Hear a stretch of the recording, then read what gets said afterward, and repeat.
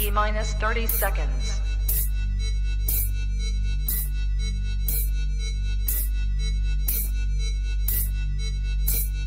T minus 20 seconds.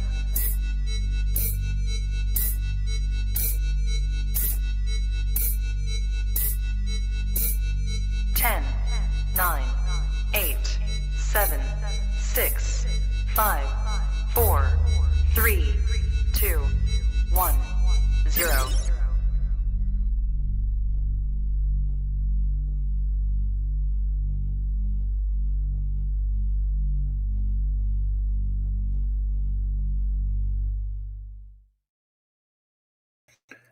What's going on, everybody? Welcome back to another episode of Kush's Corner here on the Trap Talk Reptile Network, the coolest reptile network in the world. Tonight, I'm joined by Jack Thomson of Geckoticulture. We're going to be talking about a lot of cool topics tonight. His work with a number of species of arboreal geckos. We're going to do some social media talk as well, a lot more. Jack is one of the guys in the younger generation who is really doing it at the highest level, and I'm excited to get to talk to him tonight. But before we get into that, as always, USARC. So USARC is the organization that is fighting for our rights to keep our reptiles, to run our reptile businesses, and to live this lifestyle. Check out usarc.org for everything you need to know about the organization. usarc.org is also where you can find alerts on legislation introduced either at local levels or the national level, as well as updates on any pieces of legislation. That site is also where you can become a member of USARC. As a community, we do have strength in numbers, and the more people that are behind the cause, the better. And here we are. Thank you to everybody who has tuned in. If you are here on YouTube and you are not already, please subscribe to the channel. A new podcast drops every single day of the week here on the Trap Talk Reptile Network from some of the best hosts in the game, talking about a wide variety of topics from within the reptile industry. We are also on all of the audio platforms, be that Spotify, Apple Podcasts, Google Play, wherever you get your podcast from, you can find the Trap Talk Reptile Network. A follow, 5-star review on those platforms would be most appreciated. That housekeeping out of the way, let's get Jack on the show. What's up, guys? Thanks for being here, man. Yeah, happy to be here. Pretty stoked. Hell yeah. So I guess to get us started, for anyone who's listening, who isn't familiar with you, kind of give us the backstory, the rundown of kind of your life and times in reptiles and what brought you here today. Yeah, so my name's Jack of Geckoticulture. So here we work with mostly Europlatus geckos, but also some other things behind the scenes, more or less. But yeah, I started keeping Europlatus maybe 3 years ago, but been into reptiles since I was 9 or whatever, and catching bluebellies and stuff. That's kind of how I started, is just herping at my aunt and uncle's place, and yeah, kind of just grew from there. Went through a few collection restarts along the way. Had some issues with heat and dart frogs in college, and that kind of reset me the last time into keep more geckos after that. But now we're pretty strong into the geckos now. Okay. Very cool. Very cool. So you were saying that kind of the introduction was just herping, because did you grow up in Southern California? No, I grew up in San Jose, so like the Bay Area. So nothing crazy. It was a lot of fence lizards, but yeah, that was enough. Yeah, for sure. And then at what point did you become aware of herpetoculture in general? Oh, so I worked at pet stores. Like I don't think I've ever had a job outside of animals, really, being that from pet stores to like small zoos and stuff like that. So I've kind of always been aware that you could keep reptiles. I know I remember I have a very early memory of being butthurt for a day because my family said that they caught a frog or something on their property, and then when I got there to take it home, they had released it, and I remember being butthurt for a good day or two about that. So I've been exposed to keeping a long time, and always something I've loved. Cool. Very cool. So how old were you when you first really started to get serious about, all right, I want to put together a reptile collection or a herp collection? So, I mean, I'm sure, you're probably like, similar generation where you watched, maybe YouTube as you grew up and saw like all like the reptile collection tour videos on YouTube. That's how I'd burn days as a kid, is watching those videos. So it was always something that I really wanted. Obviously, it probably wasn't the best kind of exposure looking back, because it kind of led me to keep some species that I wasn't, maybe super fond of at the end of the day. Sure. But I'm happy that it got me at least into herpetoculture and into where I'm at now, I guess, is that early exposure. Yeah. So like, who were some of the early YouTubers who you were coming across? Oh, I mean, like, in the best way possible, obviously, because they had pretty cool collections, and yeah, no, it was really sweet. But Mike Tactula, I remember him being a huge a guy I watched a lot. I remember there's a couple other like very niche YouTube channels. Do you ever remember the channel? I think it was called like Poppy's Copper. He had like a tegu, a couple tegus, like a Savannah monitor, and then like I don't know, a bunch of geckos and stuff. I don't know. I have a core memory of watching reptile tour videos of his, and that being a big one. That dude, I don't know if he's still around. I feel like I've seen a video or two pop up on Instagram, but that Jake's Got Herps dude, you remember that guy? Yeah, for sure. Yeah. That was the OG for me, I think. Yeah. It's funny. I feel like our generation. It's funny because a lot of the people I talk to on here are 10 to 30 years older than us. Yeah. So I've been trying to make an effort to I really want to talk to people who are in the next up and coming generation, because we're going to be the ones at the forefront of this industry before we know it. Yep.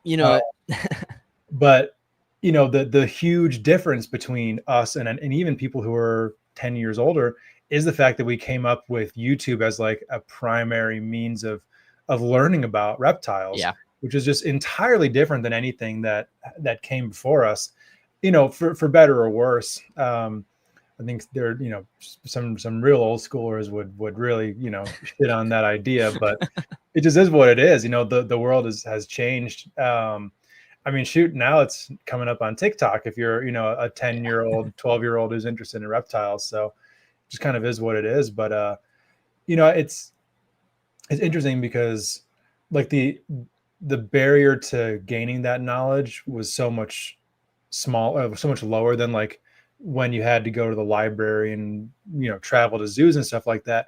But the breadth of knowledge at your fingertips is just crazy compared to previously. So I mean, what do you think about that? What do you think about the, our generation and younger coming up on YouTube and social media as far as how we're learning about herpetoculture?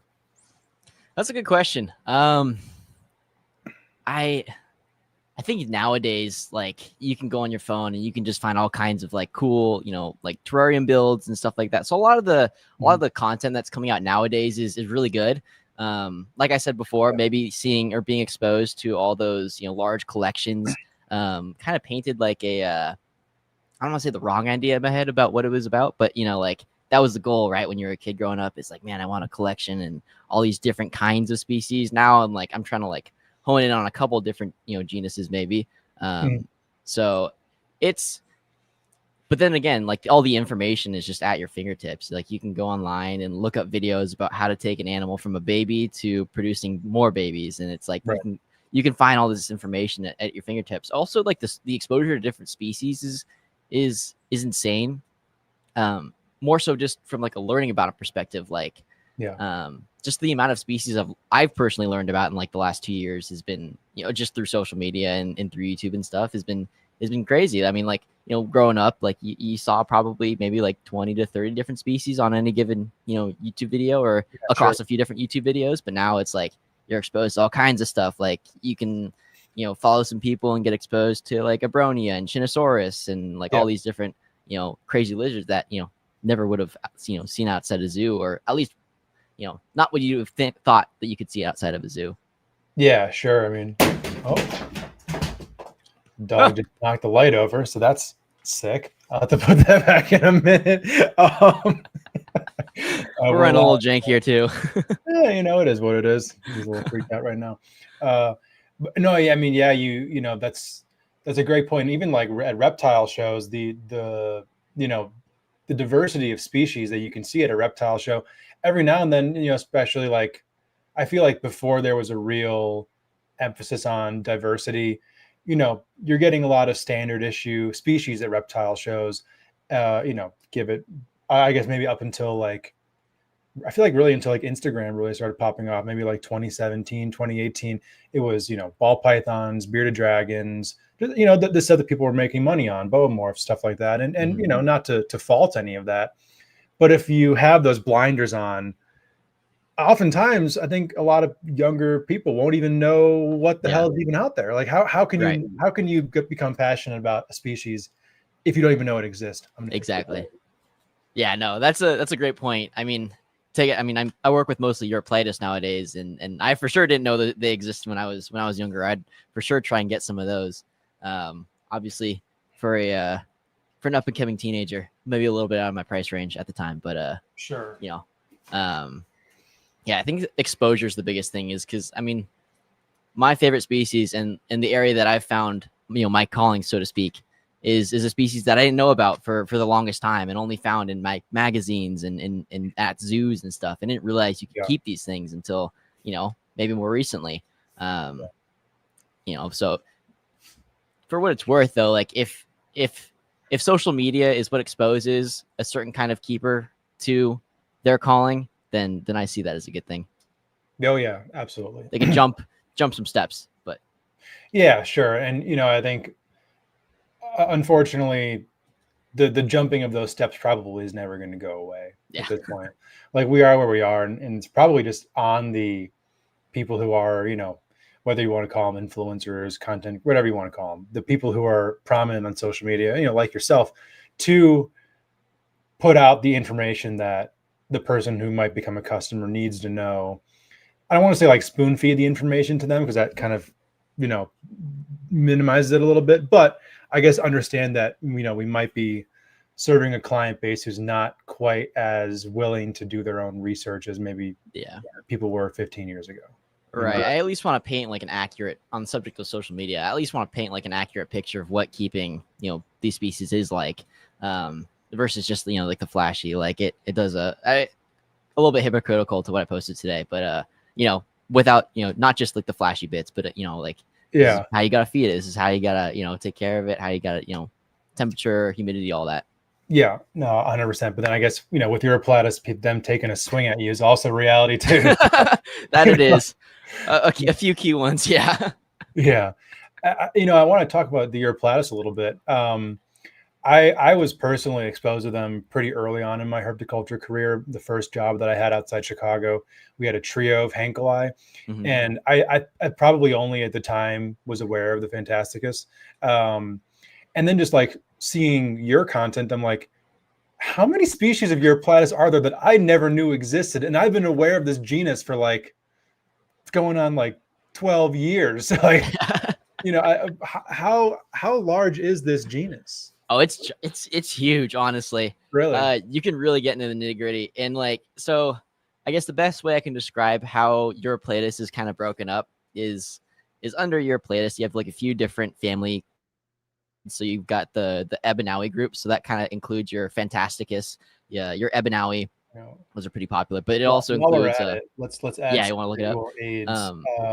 Just tell me. But that's kind of in reference to like some like the smaller leaf mimic species. Okay. But in that little clade or in that little group of Eurypletus, there's you can't even, like, there's a ton. There's at least, I want to say like maybe like 10 to 20 species. A lot of them aren't in herpetoculture, but really, like there's Fiera Nana, and they all at their core kind of have that same body structure. Are leaf mimics, but they have varying like tail sizes and tail shapes, which is really interesting. And then you kind of got your Fimbriatus group, so that kind of includes all your bark mimics, so stuff like Sakura, the mossy leaf tail geckos, like a smaller, like one of those, like it's like a smaller version of a Hankeli like you kept earlier. And then you got your Hankeli, Fimbriatus, Giganteus. There's a solid handful of those. But within some of these clades, there's the opinion that there's a ton of different like cryptic species. So a lot of times people will get in import animals, and sometimes they look just like a little bit off, whether that be eye color, structure, that kind of thing. And it's hard to tell if it's like a locality difference or if it's like a true like different species. But within like Sakura, there's theorized to be like a ton of different like cryptic species, because people will get them in and then they'll have like a really hard time breeding certain ones, but then they flip pairs around and suddenly they start getting eggs and start getting babies and stuff. So interesting. Yeah, no, it's interesting. You're like on the subject of that though, like Eurypletus, I guess the reproductive organs are very lock and key, if that makes sense, which is why I don't want to like speak for the entire in community or anything, but I'm like fairly certain that there are very, very, very few like hybrids around.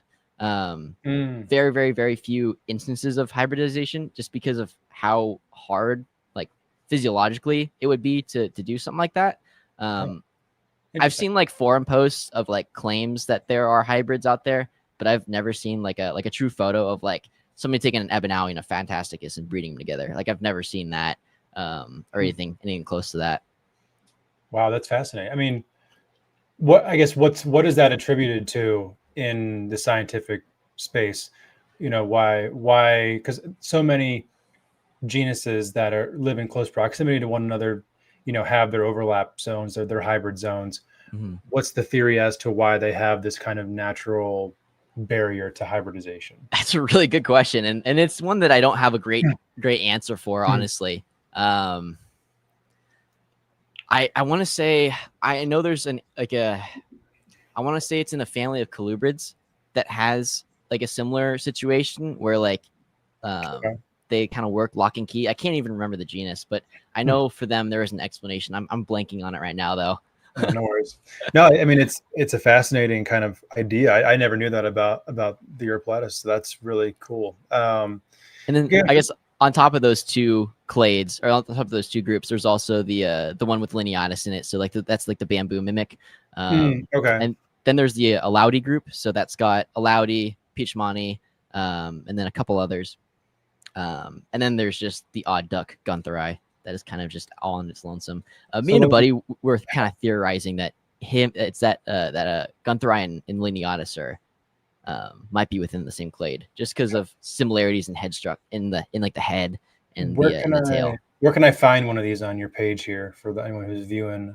Yeah, so Peachmani is going to be the cork bark. So the one like centered left there, on the bottom. Yeah, one of those. Okay. So that's, wow. Yeah, one of the cork mimics. As a non-gecko, one of the bark mimics, but I would have never even thought that was a Europlatus gecko.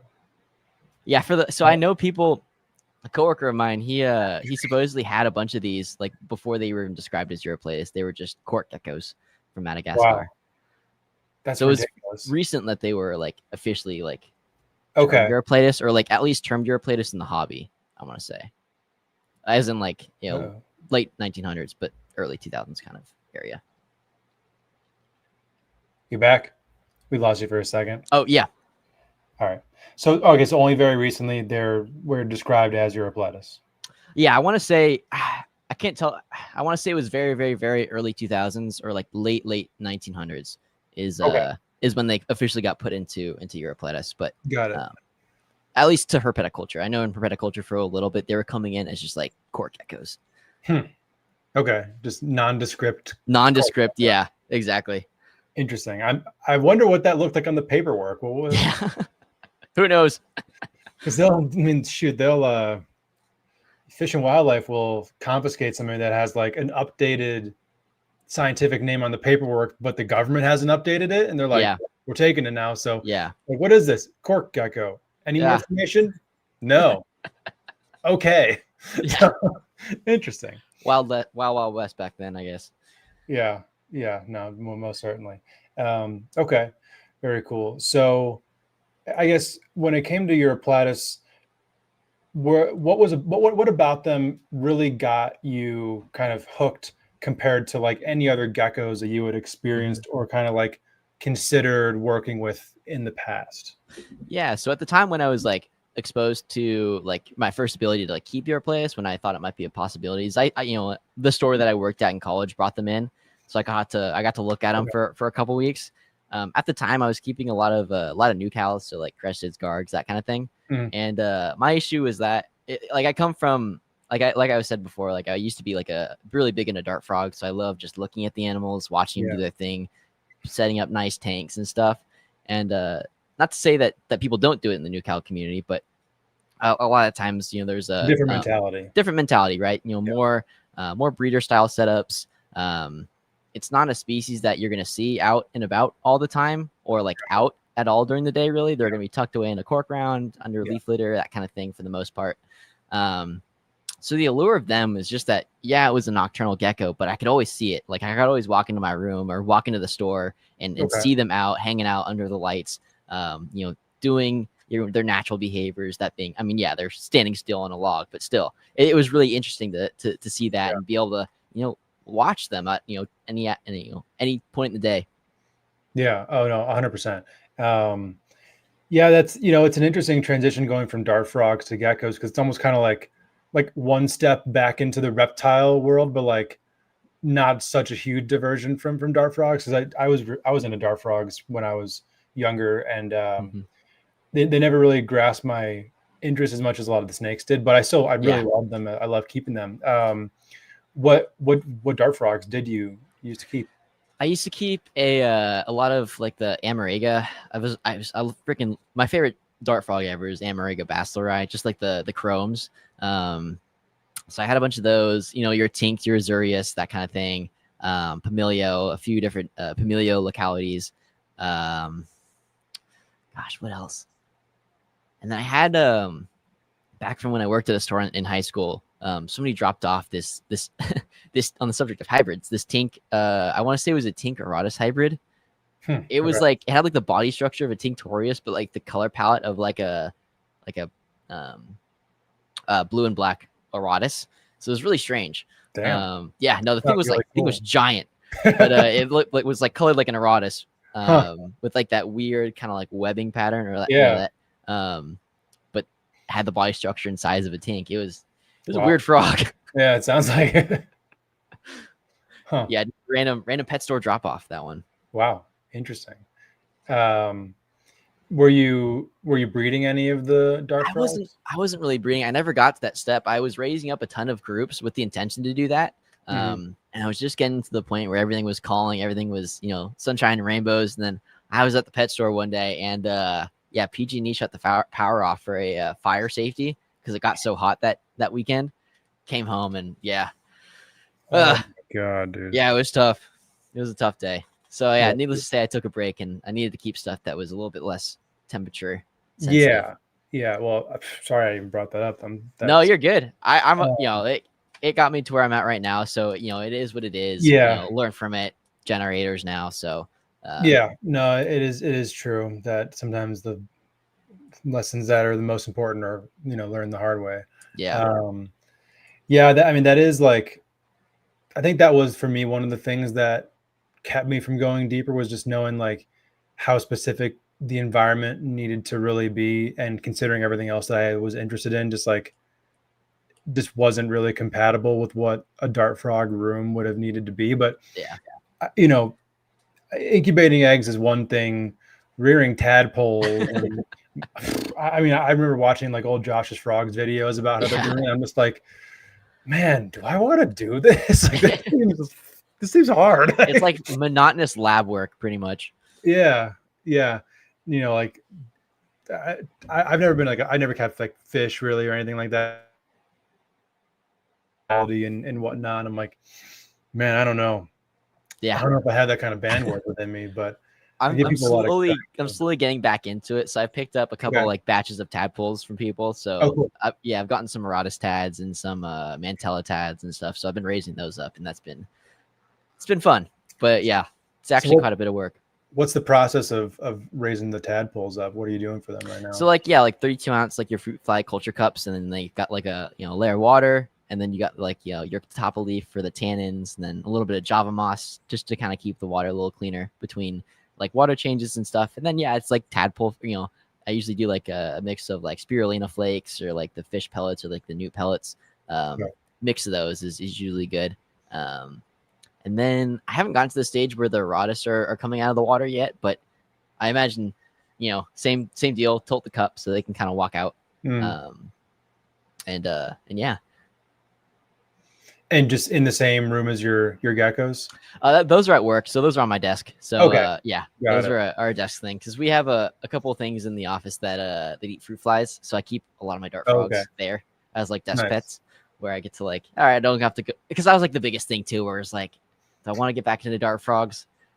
Man, those fruit flies suck. Like it is such a pain in the ass dealing with fruit flies. Just like the repetitive nature of having to replenish those cultures is it was a lot. Yeah, and I just remember like, I've I'm not a weak stomach person, but I just remember like hating how like the media smelled in the fruit fly cultures. I'm like, man, this is rough. But Yeah, it's pretty rank. yeah, I'm like, all right, I mean, hey, this is what you need to do. Is what you need to do. Yeah, man, I always really love and appreciate that. But I could imagine that going from dart frogs over to the geckos, that same mindset on enclosure design had to have transferred over just like without second thought. Yeah. After the new as soon as I got a Neuroplatus, I was like, there's no fooling around with these. Like, I want nice display tanks that I can walk into my room and see. At the very least, live plants. Nowadays, I keep my enclosure simple, but I still incorporate a ton of plants into them. You don't want to go crazy with like the planting of like a Europlatus tank. Just in my personal opinion, like they should have room to climb up branches. They should have room to jump around. And if you're congesting a tank with a ton of plants and crap, then it can kind of get a little, little counterproductive as far as them being able to perform their behaviors and stuff. Yeah. Okay. Yeah, that definitely makes sense. So what is like your typical adult enclosure design, dimensions, everything like that? Yeah, so I guess we'll start from the small ones. So for Ebanawi, I've got like these cool 12 by 18 by 18 screen enclosures. Okay. So that's what I keep my pairs in. Up from there, Sakura. For everything else, I've been doing the Reptibreeze hacks that I've kind of popularized a little bit with the polywall. So you basically take 4x8 sheets of polywall from Home Depot. It's like a $25 sheet. It's like this white plastic board. You can cut it with like just household scissors, which is really nice, and you can hole punch it too. So I just cut and hole punch panels to fit within like a Reptibreeze. So you screw the Reptibreeze together and just screw those panels inside. So it kind of looks like a PVC cage, but it's really lightweight and lots of ventilation. So I do the 16-30 Reptibreezes with those for the Sakura. And then kind of up from there, pairs of Henkelaier and the 3x18 by 3s, single Henkelaier and 18-36s for now. And the Fimbriatus are the recently getting into Fimbriatus a little bit. The some of the biggest, and those are in 224s. Okay, cool. Yeah. So I mean, it's hard to get too good of a picture always from like social media and whatnot. I mean, like how many breeders do you have in total, kind of the genus? So I guess Sakura, I'm raising up a lot of holdbacks right now. So I'm probably last count maybe like a 4.4. Not everything bred this year, but I think I'm around like a 4.4, 5.5 of Sakura. Ebanawi, I can't count. I probably have like maybe like 8 to 10, 12 pairs, but a bunch of holdback males and stuff too. I'm gonna cycle in and out. But then again, a bunch of holdback females, so it's probably closer to like 30 breeder animals. Not bad. And then Lineatus, I think I've got a 4.4 of those two, with a couple holdback pairs from those pairs raising up right now, so adding a couple pairs there. And Henkelai, I think I'm at a 3.3. Fimbriatus, I'm starting to build up my group of those. I think I'm at a 2.3 of those right now. And then last one, Peachmani, I think I'm at a 3.3. Okay, so quite a lot. Yeah, for sure. It's a full room. Hell yeah. And before we kind of get deeper into care and breeding and whatnot, I want to talk about the room itself. So did you design this room with this specific goal in mind of being like this Europlatus breeding, like perfect kind of little setup? Yeah, I did. So thankfully, everything seemed to do pretty good in my old college room, or old college house. I think it was falling apart. It was chaos back then. And but I knew that I was gonna move somewhere in town because I got a job in town at Zoomed. But so I moved into this house, but it's got like a nice like 2-car garage. So I was like, all right, maybe I can make this work. But I didn't really want to have to like temperature treat or humidity treat like the entire 2-car garage. Also, taking that from my 3 other roommates would be a dick move. So I was like, all right, how do I just slice off half this garage and make it work for the Europlatus and really start taking this a little seriously. And so yeah, I came up with the idea to do like a grow tent. My original idea was to do a grow tent and just do like cages inside of the grow tent. So like buy like the biggest grow tent that could fit like a baker's rack, and I'd throw that in there for the Sakura, then a different one for Henkelai, then a different one for whatever. And ended up coming up with the idea. I found on Amazon like this 10 by 10 by 10 easy up tent. like the sports tents, but it's one that has like all the walls enclosed. Oh, cool. Or like zipper walls. Yeah. So I grabbed that, and then I just got a bunch of like a styrofoam boards, and I just lined the inside with those, and then kind of just set all my racks up in here in this 10 by 10 by 10 space. Not and bad. run that. Yeah. And then it's got like the AC and like the humidifiers and stuff, and a bunch of fans. Okay. So yeah, that's where we're at right now. Not bad. That's that I mean, like I can't think of I've heard of a better like temporary setup or something like that, because I mean you could take that down super easy. Yeah, exactly. Because I might need to move out of here next year. So that, thinking on that, like moving, if I had to move glass, on the subject of rep debris too, if I had to move up like this equivalent in glass cages, I don't know. I might tap out, honestly. So like then I can, so like the thing is that like this room has gone through so many like redesigns and like Tetris nights where it's like I'm trying to fit, more breeders, more baby space and stuff. So having the rep debris that I can just easily pick up, try it here, try it there and stuff, and play with it makes it really easy. Yeah, no, 100%. I mean, shoot, I know that all too well, moving with big ass PVCs and a bunch of glass cages with rocks and stuff in them that didn't take apart. Yeah, it's a lot. Moving is the fucking worst with the reptiles. I'm not looking forward to it. Yeah. Wish me luck. I do. I definitely do. Okay, so then you got the room dialed in, you got your temperature, your humidity dialed in. Now going to individual enclosures, obviously when you're using rep debris, you are almost entirely relying on the external environment for the internal environment and the enclosure, of course. Yeah. How about supplemental basking, UV? What are the kind of parameters you're providing otherwise aside from the ambient? Yeah, so I guess on like numbers wise for ambient, I kind of just keep the room like 74 to 76. Cool. And I kind of try and make the fans kind of blow that around so it kind of evens out, because the thing about this room is that with all the lights, the heat, there is definitely like a heat bubble that rises and kind of sits at the top. So I've got a bunch of fans that kind of point down and kind of circulate that and recool that air. And then humidity, it definitely dries out here during the day where it gets like, it'll like ambient and slow or San Luis Obispo is usually around like 30 to 40%, but it spikes up nice and high at night. But in the 10, at least it stays a nice 50 to 60% in the day, which is dry enough where if I spray everything at night or in the morning, it'll dry out by noon, which is nice for the Uroplatus. They do like it humid, but the thing with them though is you definitely want like dry surfaces for when they're sleeping all day, because they're going to be in one position for like 12 hours a day under those lights. And if it's wet and soggy, dark froggy, you know what I mean? It's kind of recipe for disaster as far as, their skin exposed to just wet surface all day. Yeah, it makes sense. Just prone to growing bacteria. They've got all these cool, intricate like skin folds and stuff, and you can kind of run into problems with that. Yeah. But yeah, there's a couple different parameters of the species that I keep in here. So like the Sakura are definitely like the quote unquote most temperate species. So they're more of like an intermediate rainforest species, similar to Fantasticus. So they're one that I don't do any supplemental heat for. I'll do like, T8. I like T8s personally. But I also use like a lot of used T5s that have kind of had the UV kind of half-lifed, if that makes sense. Yeah. So I use like T8s or lower percentage T5s on those, and I won't do anything else supplemental heating wise. Same thing with the Peach Monty. They're at the top of, they're a cool species because they're like a high canopy species, but same areas or where they're found, that little patch of forest. Sakura are also there, so similar temperatures to them. So where you definitely want it like mid 70s, you don't really want to go too high on those. That being said, though, them being high canopy, I'm starting to theorize if maybe I should provide like a basking spot, like a really small one for like 4 hours a day. Just because if they are high canopy species, I'd imagine they'd be exposed to dappled sunlight pretty regularly. So that might get amended here next year when I try and start to breed those things.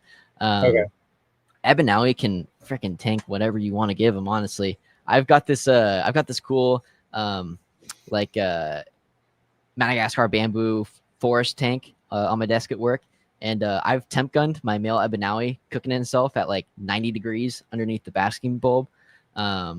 in that tank. So with them, I don't ever worry about temperatures, honestly. Okay.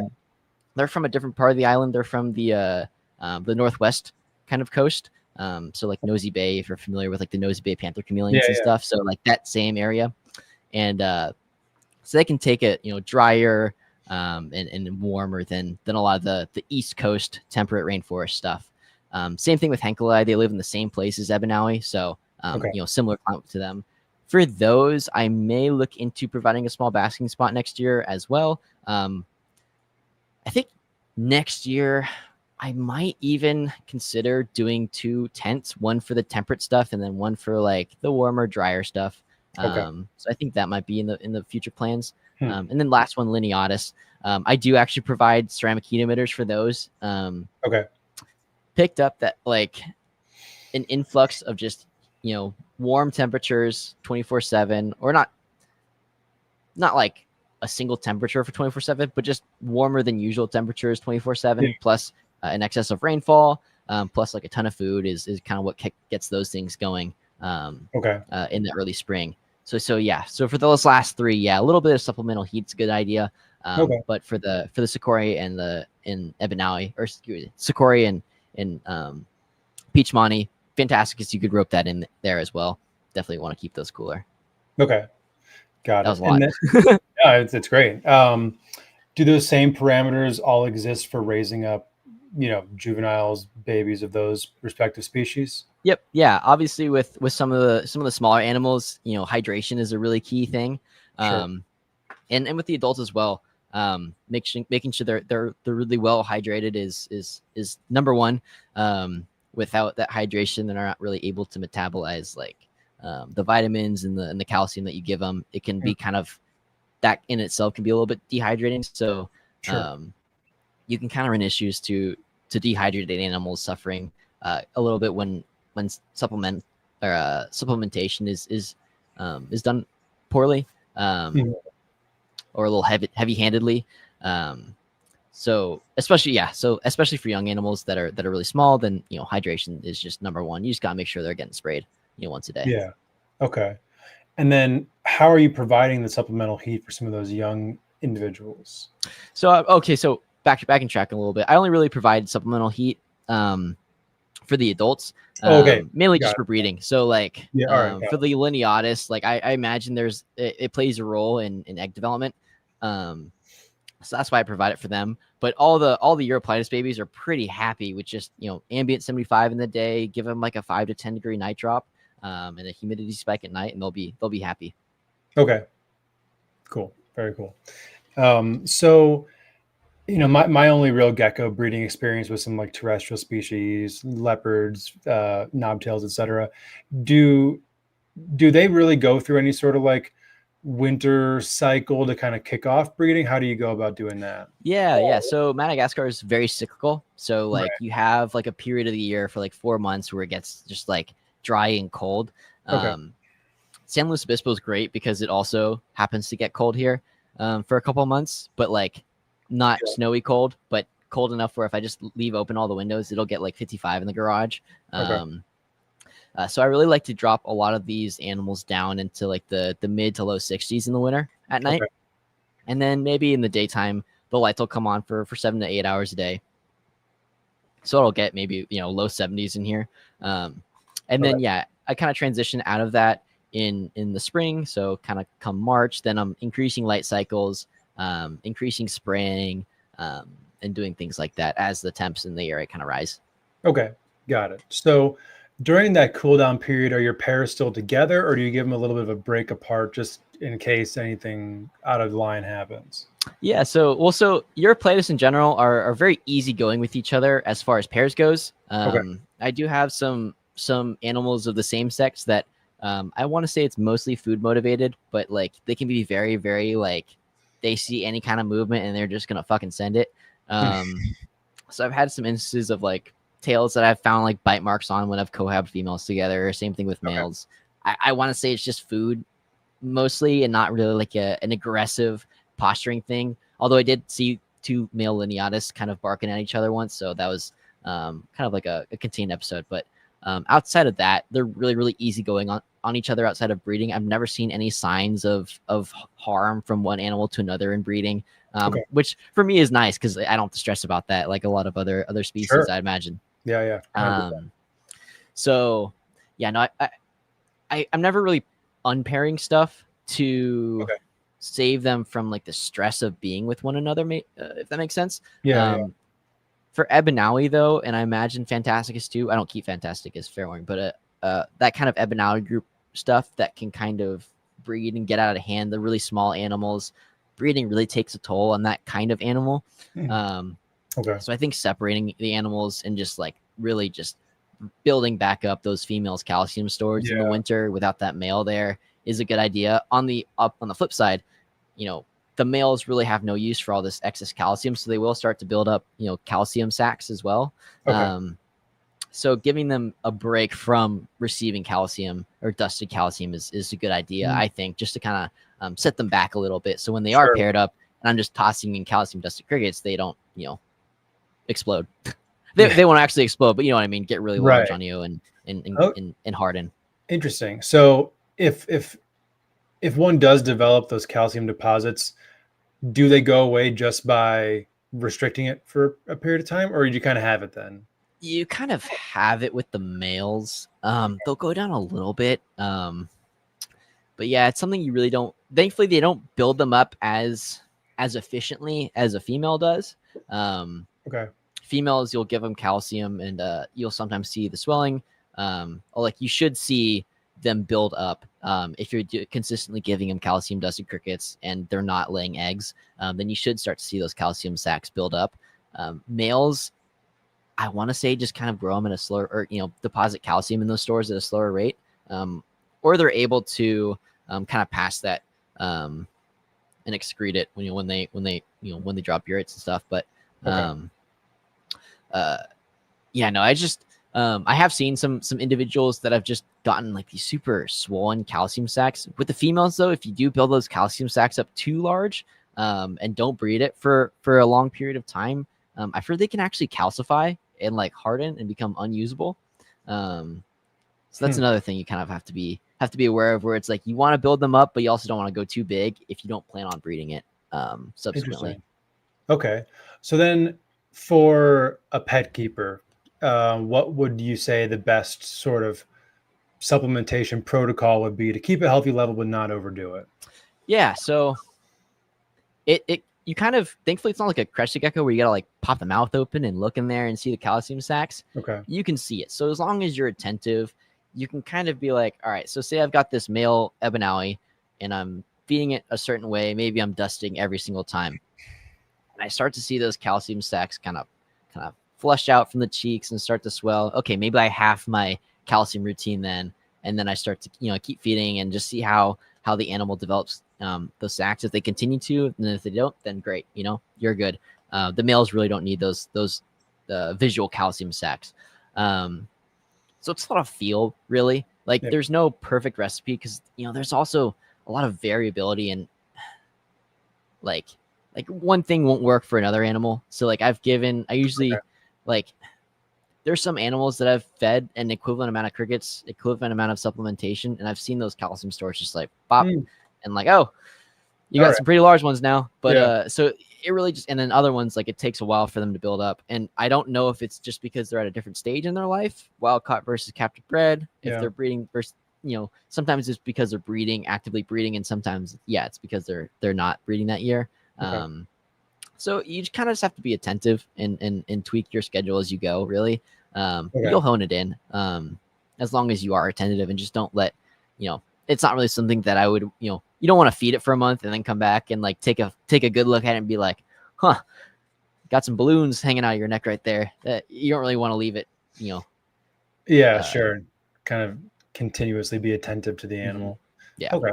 So then what is your feeding protocol, I guess, starting at babies, moving up to adults, as far as, you know, diversity of the diet, frequency, and then, you know, when and what you're supplementing with? Yeah. So I usually feed 2 times. So like majority of the year, 8 months of the year, I'm feeding twice a week. So I'm doing the diet, or the crickets is my, you know, feeder of choice for everything. Okay. The amount of crickets varies depending on the species. There are some species that will that are very efficient in taking those nutrients and growing and applying it to growing fat and stuff. So stuff like Sakura and Peachmani, a lot of the temperate stuff, I'm like only feeding so for the Peachmani example, those things get fat off like 4 crickets a week. So I really try and dial it back with those animals. They're I've been growing them out for a while now, and or for a year or two now, and I'm only maybe feeding them like 3 crickets a week, just so they don't get too large on me. Because you see some photos of those, and they've got rolls, and they just look obese. You can kind of use like a baby animal as like a good reference point for the body condition. So if you just look up pictures of baby Peachmani, you can kind of use that as your template to kind of go makes sense as far as good body condition goes. So with those, you got to be careful. You really don't want to overfeed those. Peachmani are notoriously difficult to breed, and a theory of mine is just that a lot of the animals that people are trying to breed are just way too fat.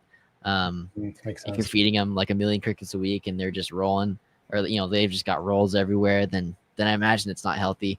Sakura, I really don't try and feed a whole heck of a lot either. I'm only maybe doing 4 crickets of feeding, so 8 crickets a week on those for a breeding female. And that is mainly because I used to run into issues with some of the original captive bred Sakura I was raising up as I was kind of building up this collection. And I think it was a lot of it had to do with overfeeding. Where I was, just tossing in a handful of crickets, not really watching it, and just letting them eat as much as they wanted. And I actually dealt with some gout-related issues in those animals, where it present as like swollen joints. They didn't really walk right. It was terrible. And I think a lot of that had to do with keeping multiple animals together and just tossing in a bunch of crickets. Now I really stress on individually raising animals. That way I can kind of precisely control the number of crickets that each animal is getting. If one animal, what I think was happening there, I think that one animal was getting all of these, they were just super, food motivated. They were slamming all these calcium dusted, vitamins dusted crickets, eating a lot, having to metabolize a lot of that, and ended up stressing out their, liver, kidneys, and that presented as a little bit of organ failure. So the uric acid builds up in their joints. Yeah. Okay. That makes sense. Yeah. I didn't realize their metabolisms were that slow, to where that small volume of food is what does the trick.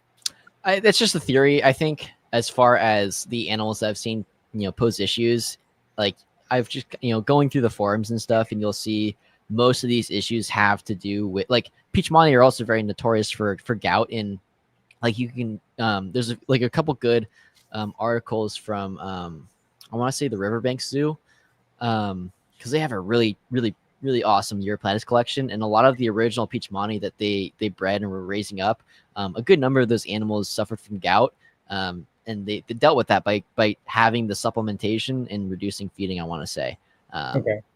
So I think it was a mix of two, maybe too much, vitamin supplement, and then too much food, like the pairing. Obviously, maybe dehydration, a little bit of dehydration doesn't help in that situation as well. But yeah, it's hard for me to say. So I'm just trying to do, like, I've been raising up a ton of animals on just like 3 to 4 crickets, twice a week, and they've had great body condition. So I'm just using that as kind of my go-to for those. Sure. I mean, if it's working, they're growing well, they're breeding, then no sense in trying to change it up. So. Yeah. Kind of the opposite for the warmer weather stuff. So Henkelei and Ebanawi and Lineatus, I'm kind of, I'm being a little bit more heavy-handed with those animals. Okay. Not crazy, but maybe 30% more than the cooler weather stuff. 30 to 40% more a week than the cooler weather stuff. Okay.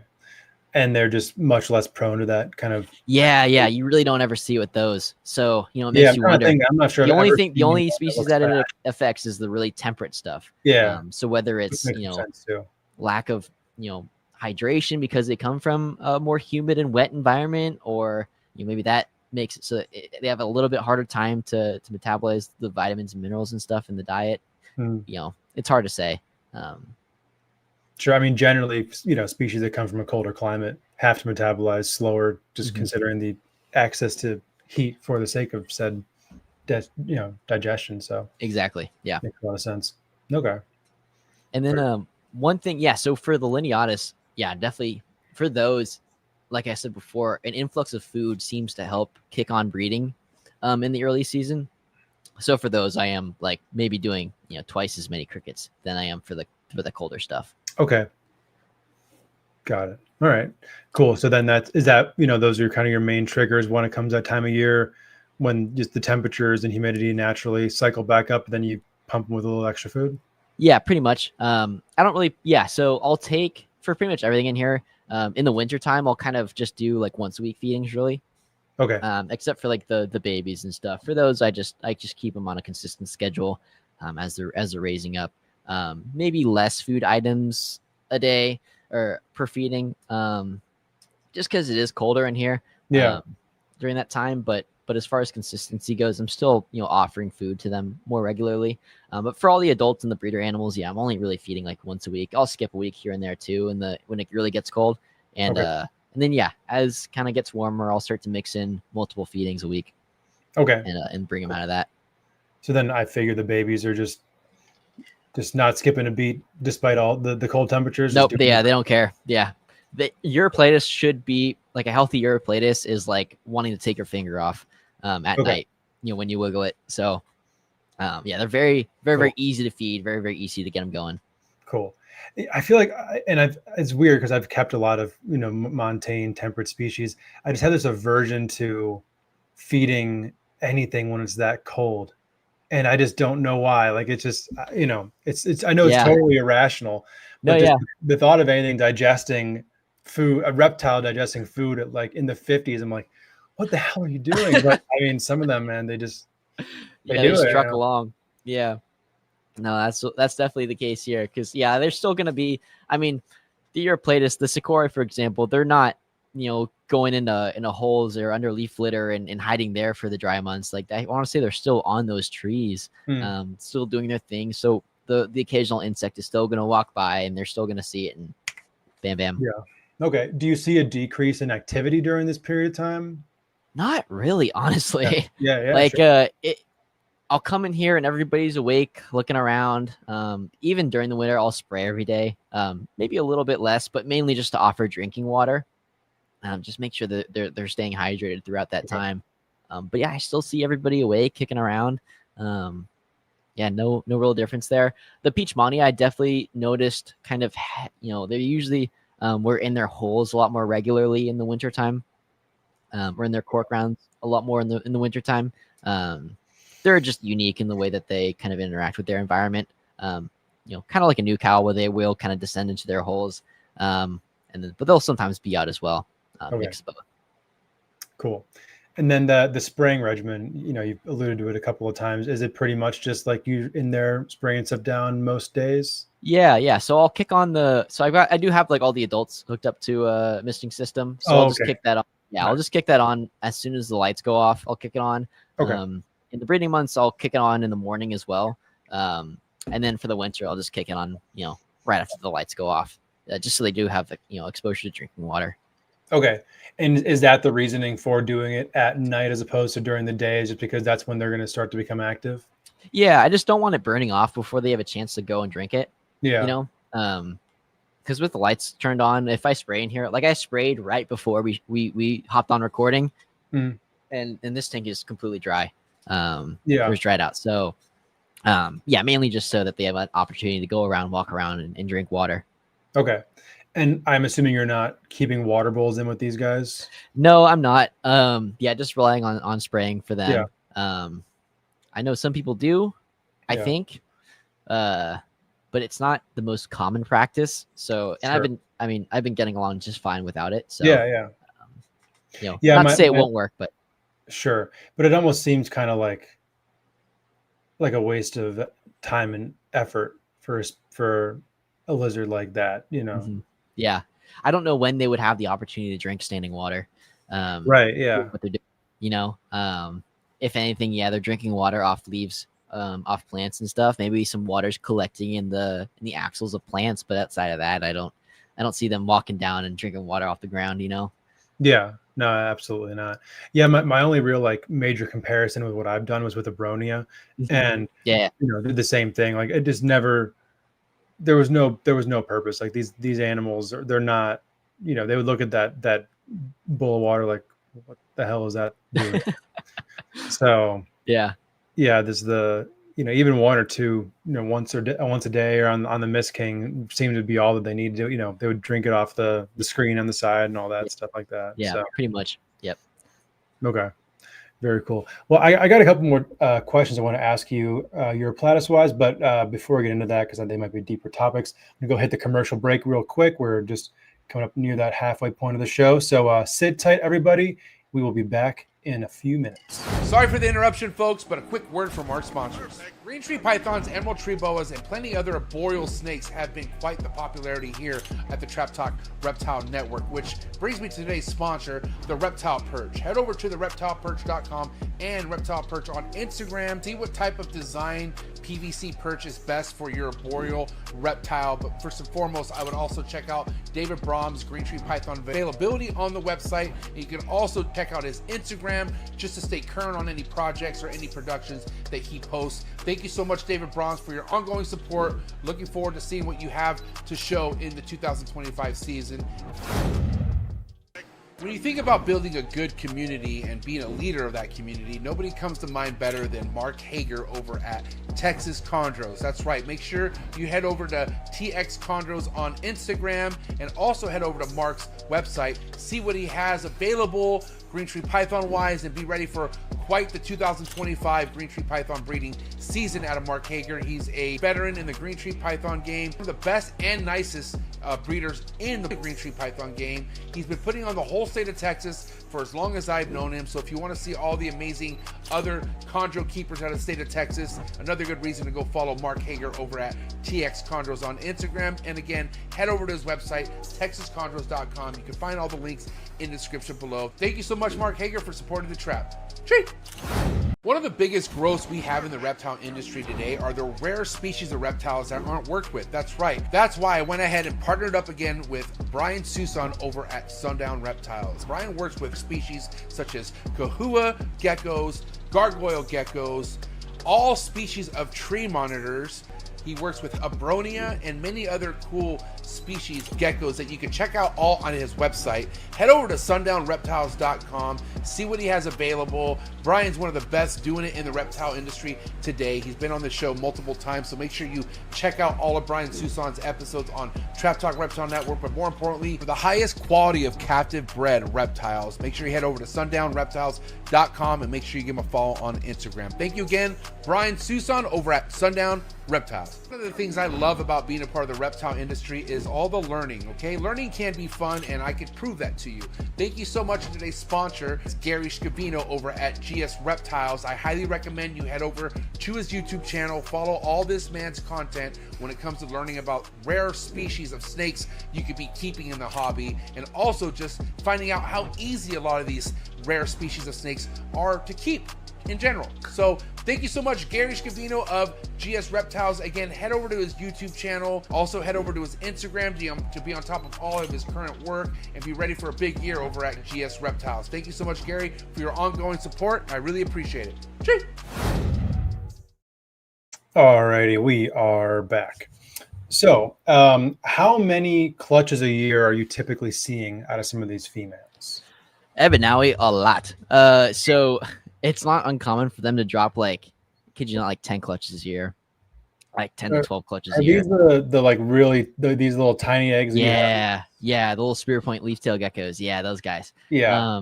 So they're maybe dropping 10, 12 clutches a year. So a lot of eggs. Not all of them will be fertile. My fertility rate on those isn't the best. Sometimes late season, I think the males start to run out of ink, and they start to lay fully calcified duds. Sakura, they're closer to 4 to 6 clutches is a good year. Sometimes a little bit more. I've heard of some females dropping 8 clutches, a year on those. Hinkali, I've only gotten a single clutch out of mine, but I want to say it's just because I paired them late in the year. So yet to have a for sure number of those, but I want to say that they're fairly productive as well, where they'll kind of hit that similar kind of like maybe 6 to 8 number. Lineatus, those have, I want to say those have in the community seem to be one of the least productive species. My first year, I was only getting about 2 clutches out of some pairs. This last year, I got like 4 or 5 out of one pair, but then I got like 1 out of all the others. So, hard to know what's going on there. I think, I think I got to look at my calcium supplementation with those a little bit harder next year. Maybe introduce some snails, figure something out there. One thing I forgot to mention on the subject of feeding is that a lot of these geckos, especially the females, will love snails, fully shelled snails. Oh, wow. So cool. I used to do this more regularly. I lost my colony, but I was breeding like garden snails for some of the larger Europlatus. So some of the larger females would be taking those. Some of them, for some reason, one of my Hankli just despised snails. And I think it was more so because I was standing there. But I left them in a couple of times and they would never got eaten. But yeah, fully shelled live snails is a great food source for females because the shell is just full of calcium. Yeah, sure. It's also in a form that I want to say is a little bit easier. Like, it's not just pure calcium carbonate. There's a bunch of protein in there as well. A bunch of different proteins in there as well. So like, it's just in a different form that I want to say is a little bit easier on their digestive tract. So they're able to process that calcium a little bit easier, I want to say. But I've also gone through seasons where I haven't done any snails. On the subject of snails, though, there's also, so for the smaller leaf tails, people really like using the little dial snails, sundial snails. They're like these really tiny pest snails, maybe no bigger than your fingernail.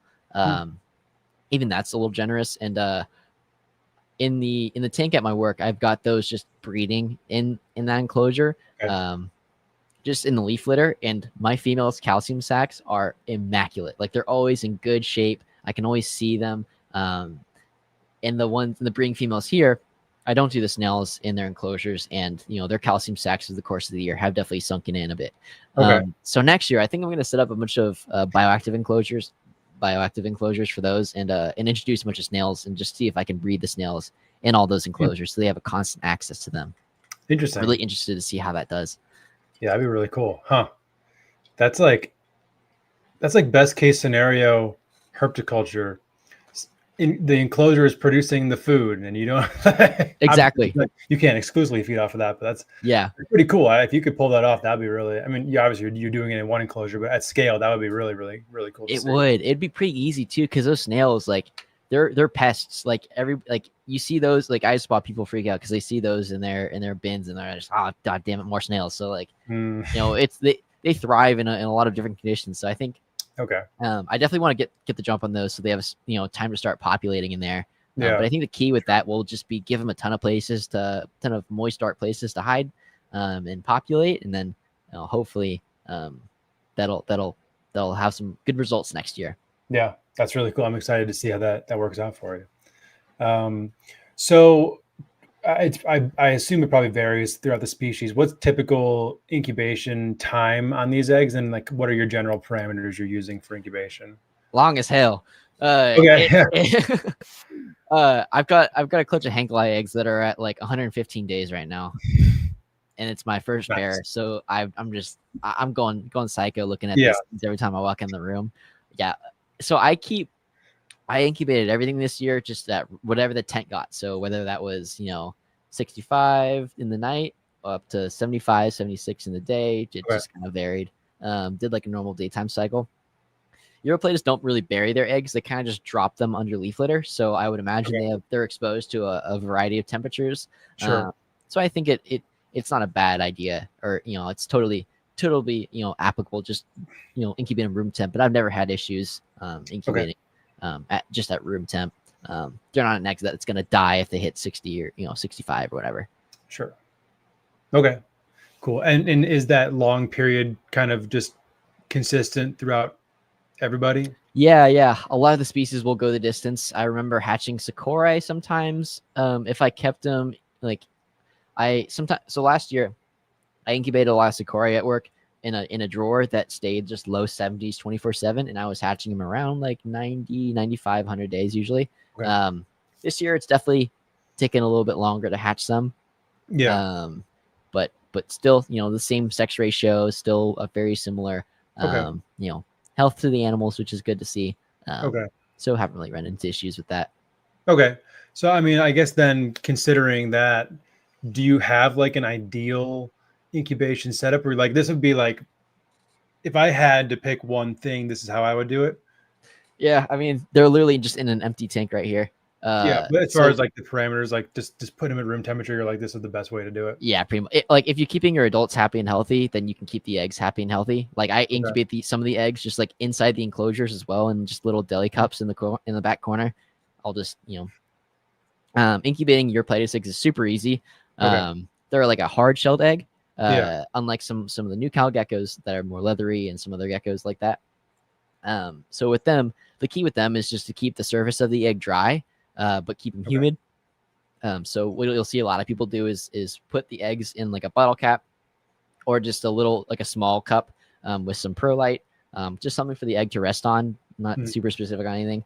And then just keep that in like a really humid chamber, whether that be, a chamber full of sphagnum moss or wet perlite is what I've used mainly, just because of it's easy. Yeah. But as long as you're keeping the chamber humid but the egg dry, then you'll have success. Okay. So are you using like the little like gecko insert egg crates for the? I just use like a little I think it's like a candle holder, like a glass candle holder thing. It's like maybe like 2 inches in diameter, and I'll just fill that with perlite, and I'll just indent 2 little holes and then kind of just sit the eggs onto that. And that's all I really do for those. Okay. Very cool. Very cool. All right. Yeah, I mean that's always best case scenario when incubation is that easy. It's like you hold in there and forget about it. So. Yeah. My buddy was me and my buddy co-own a pair of chondros, and like hearing about like all the temperatures that you got to keep those eggs and how specific it has to be. Like people are talking about like I kind of like to incubate my stuff at 84.4 versus 84.5, and it's like, all right, Jesus Christ, this is a lot. Yeah. No, I mean some python eggs will make you. I mean, I won't sleep. I feel like I won't sleep for like months sometimes. And my incubator's in my living room, so I like have to walk past it like all the time. And I'm just like staring at the eggs, like looking for anything that seems like slightly off. I'm just like, this is driving me. Condensation's looking a little weird or what, and you're just like, shit. Yeah, I gotta check that. Yeah, it's fucking real. Have you ever just like accidentally missed a clutch in an enclosure and hatched out babies? Yeah. So I keep bringing up this work tank. I feel like I should explain it a little bit better. So at work, I've got this 18 by 36. It's got live bamboo, and then the bamboo poles, and it's for it was originally just for a pair of clemeri. So I keep my clemeri in there. They're breeding. They're doing great. And just from doing research, I kind of realized that clemeri and Ebanawi have like a little bit of a overlap zone, according to some reports. So I was like, man, if they're doing well at the same exact parameters, why don't I try a pair out in there and see what happens? And it actually led to a lot of cool results. So I hatch them out in that enclosure all the time, and I've left generations of babies in there. So I've got probably like 5 or 6 baby Ebanawi just cruising around in the enclosure. The parents haven't eaten them. I take count of every single day of who's in there, just kind of experiment it. Because if I can just incubate eggs, and I don't even have to collect the Ebanawi eggs. Because that's the worst thing about Ebanawi is collecting the damn eggs. They're about the size of a pea, and if you're keeping them on dirt, what they do is they'll lay the eggs and then they'll roll them while they're still wet, so the eggs collect dirt. So they basically form like this almost invisible little puck of. It looks like a little piece of dirt, and it's almost impossible to find if you're doing dirt unless you're like sifting and doing all this crazy stuff. So if I can just hatch them out in there, let the females figure out where they want to lay. Hatch them out in there, collect them later. That's music to my ears. So I'm testing that with the work enclosure right now. Okay, that's really cool. Yeah, that's awesome. Okay, and that's how I've gotten some cool like behavioral observations from like the male basking. The female is always really low to the ground. The male is usually actually like way higher up in the enclosure Okay. at any given point in the day. It's hard to know if that's just him or if that's males in general, but I have kind of seen a difference in behavior that way. And then with the babies, they're kind of everywhere as well. Yeah, no, it's gotten some pretty cool results. Funny thing with on the subject of like, like raising your food in the enclosure, with the Clemeri, actually, I accidentally introduced mealy bugs to the enclosure. Those little white bastards that eat at the bamboo. They actually excrete like a little like sugary sap. So I noticed a Clemeri coming over and looking up the sap off all these little mealy bug pods and stuff, and it's the coolest thing. So that enclosure is just it's an anomaly. It's really cool. Interesting. That's really cool. All right, that's super neat.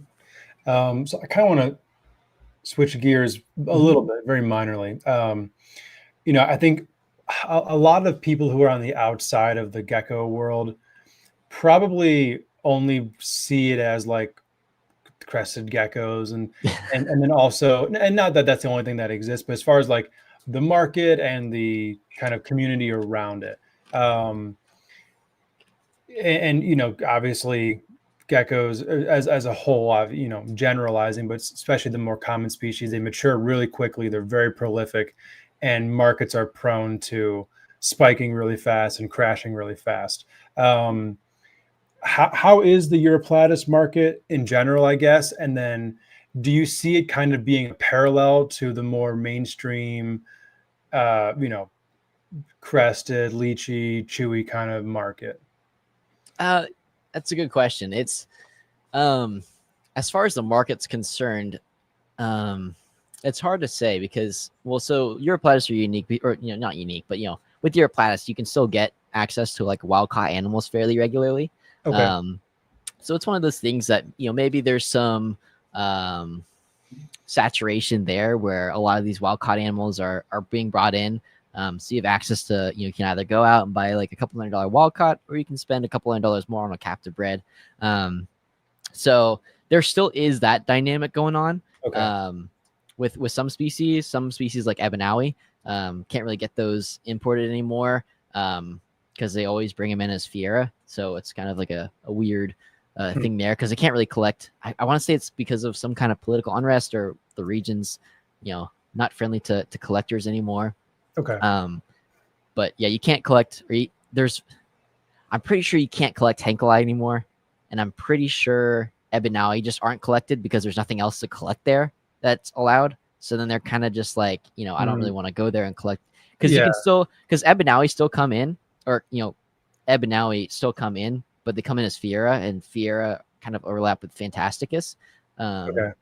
So the standing theory being that they're just collecting them as Ebanawi and bringing them in that way. But no true Ebanawi are coming in anymore. So Ebanawi, all captive bred, which is nice. Sakura are still, you still got to deal with the wildcats, or there's still the wildcats in the marketplace as well. Okay. Fimbriatus are almost exclusively wildcat. Very, very few people are captive breeding them. People are, like, not to say that nobody is, but you definitely got to do some digging to find those. Okay.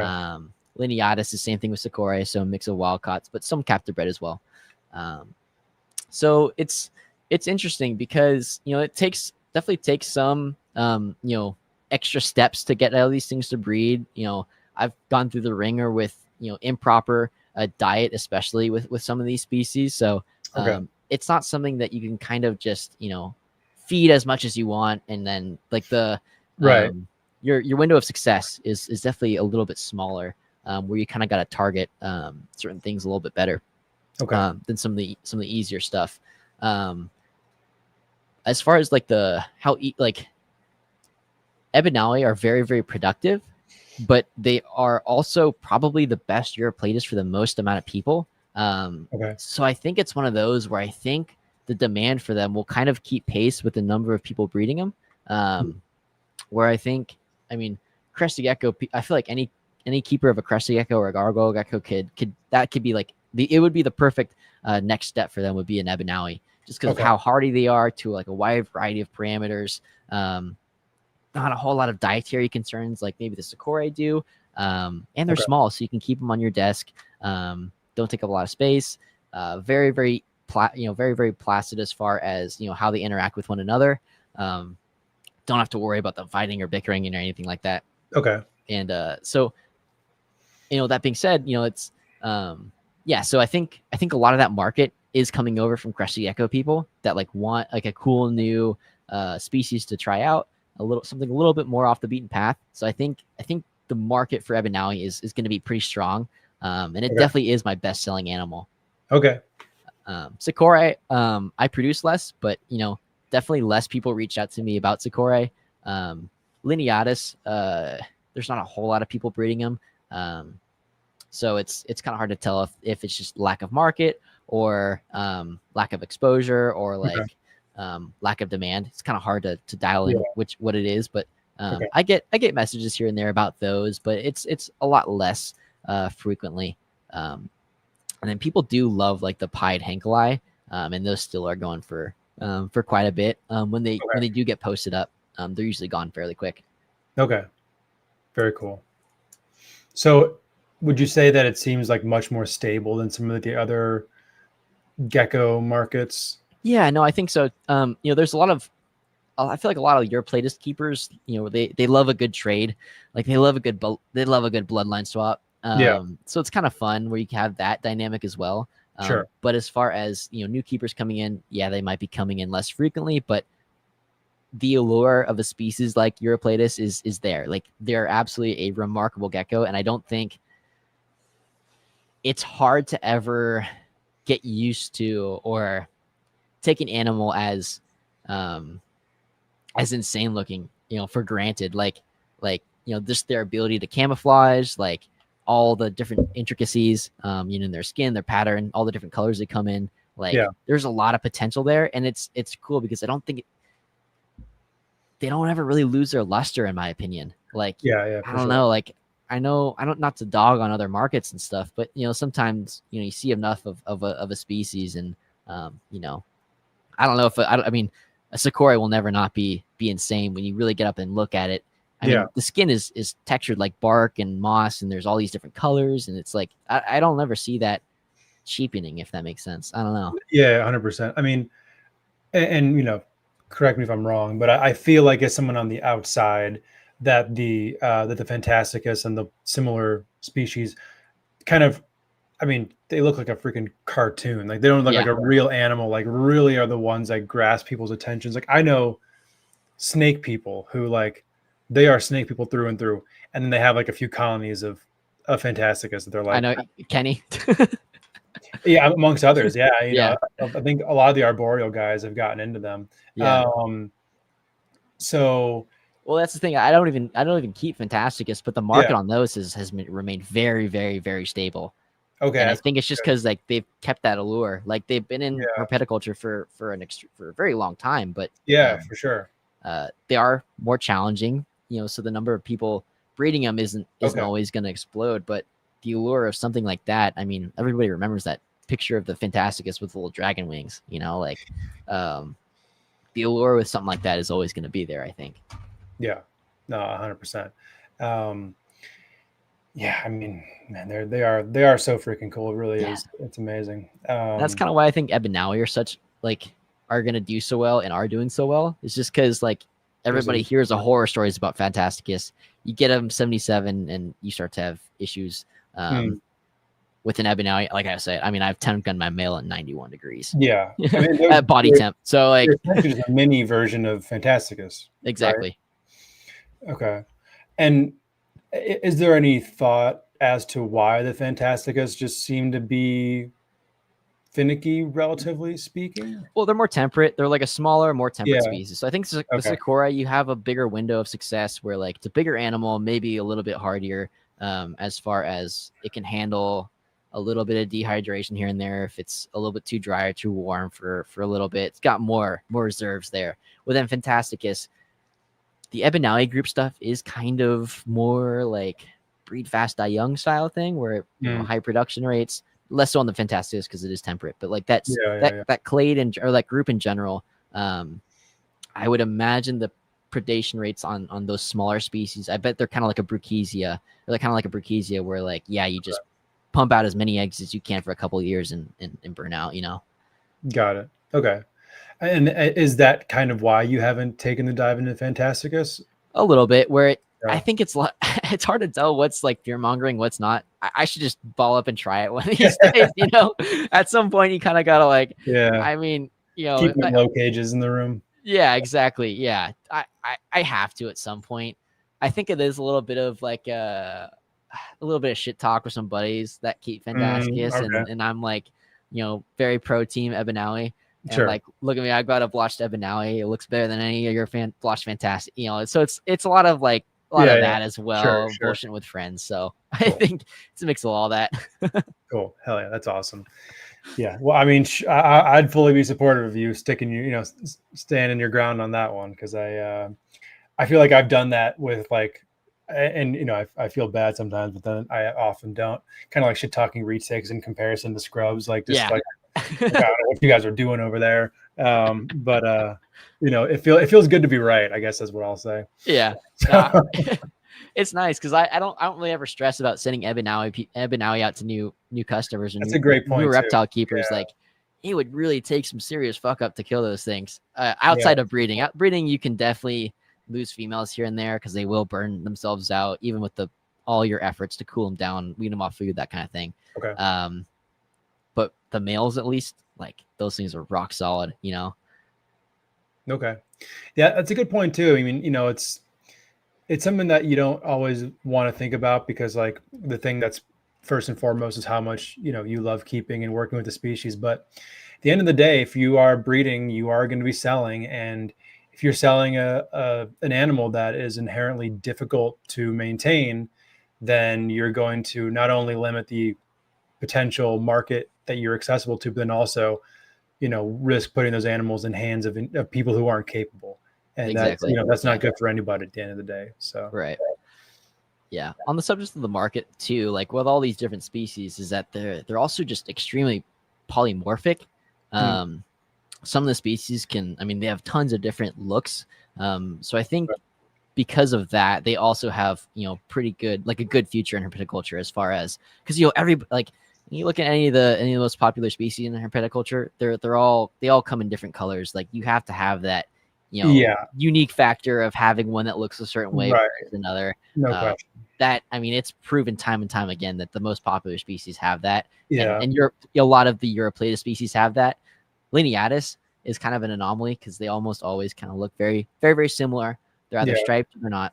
For anyone who's listening who isn't aware of them, let me try to tell me when to stop, because I'm not even sure I know what I'm looking for as well here. Lineatus. Oh, that one right there. So scroll down a little bit. Oh yeah, that one. This one? Boom. Yeah. All right. Yeah. So the bamboo mimics. So a lot of so they are like the males and females do look slightly different. That's a female on the screen right there. Okay. But for the most part, most females look similar and most males look similar to one another. Okay. And then that's a male right there. That's the awesome thing. I will say that is the awesome thing about Europlatus is that they are all sexually dimorphic, minus a species here and there. They're, for the most part, all sexually dimorphic. Okay. So you can tell right out of the egg what you have, which makes plating holdbacks and selling animals a breeze compared to other species.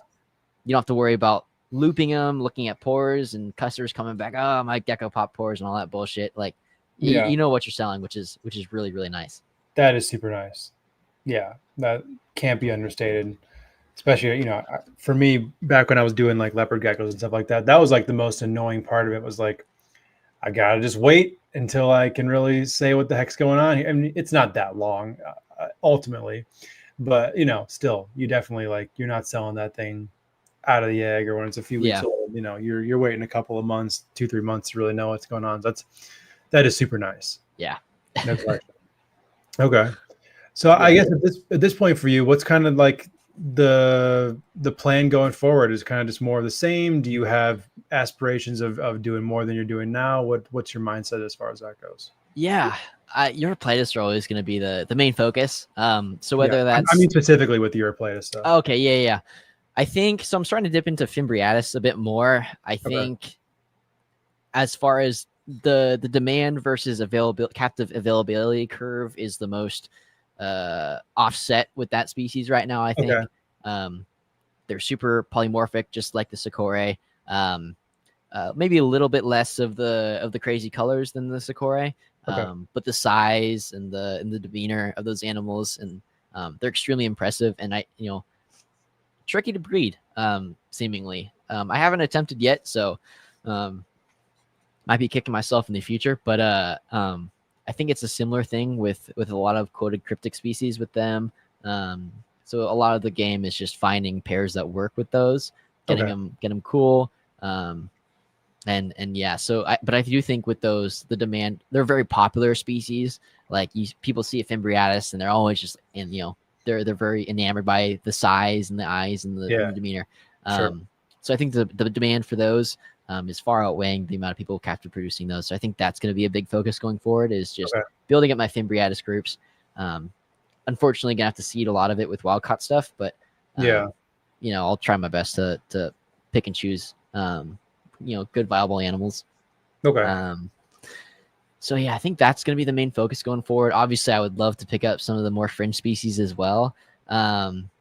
So whenever availability for Gunther, if that ever happens, comes up, I'm definitely going to try and pick some of those up. Alaudi, I've got Peach Monty, so I don't have a huge need to pick up Alaudi. It's a very similar species, but just less skin texture. But they kind of come from a different region, so they can maybe handle a little bit drier, a little bit warmer. But don't quote me on that. I will quote you on that, by the way.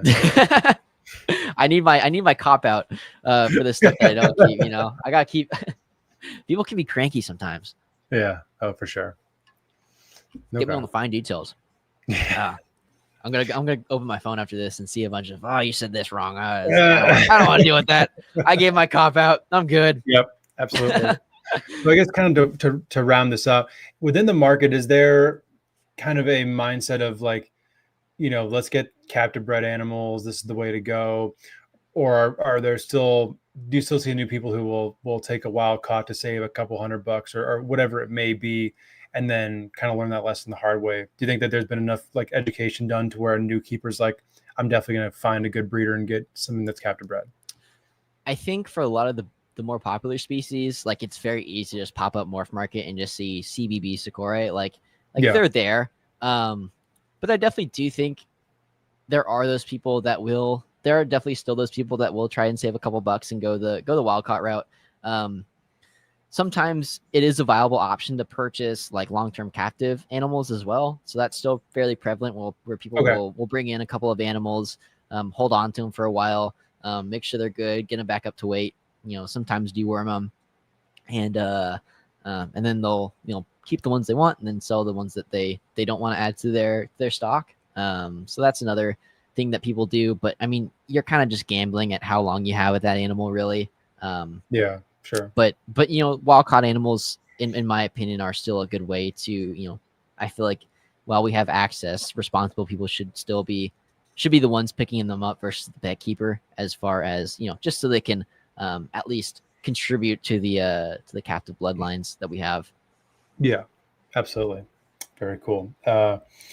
Brandon has a question here about the vertebralis that you have. I'm assuming that's the gopher snake. Yeah.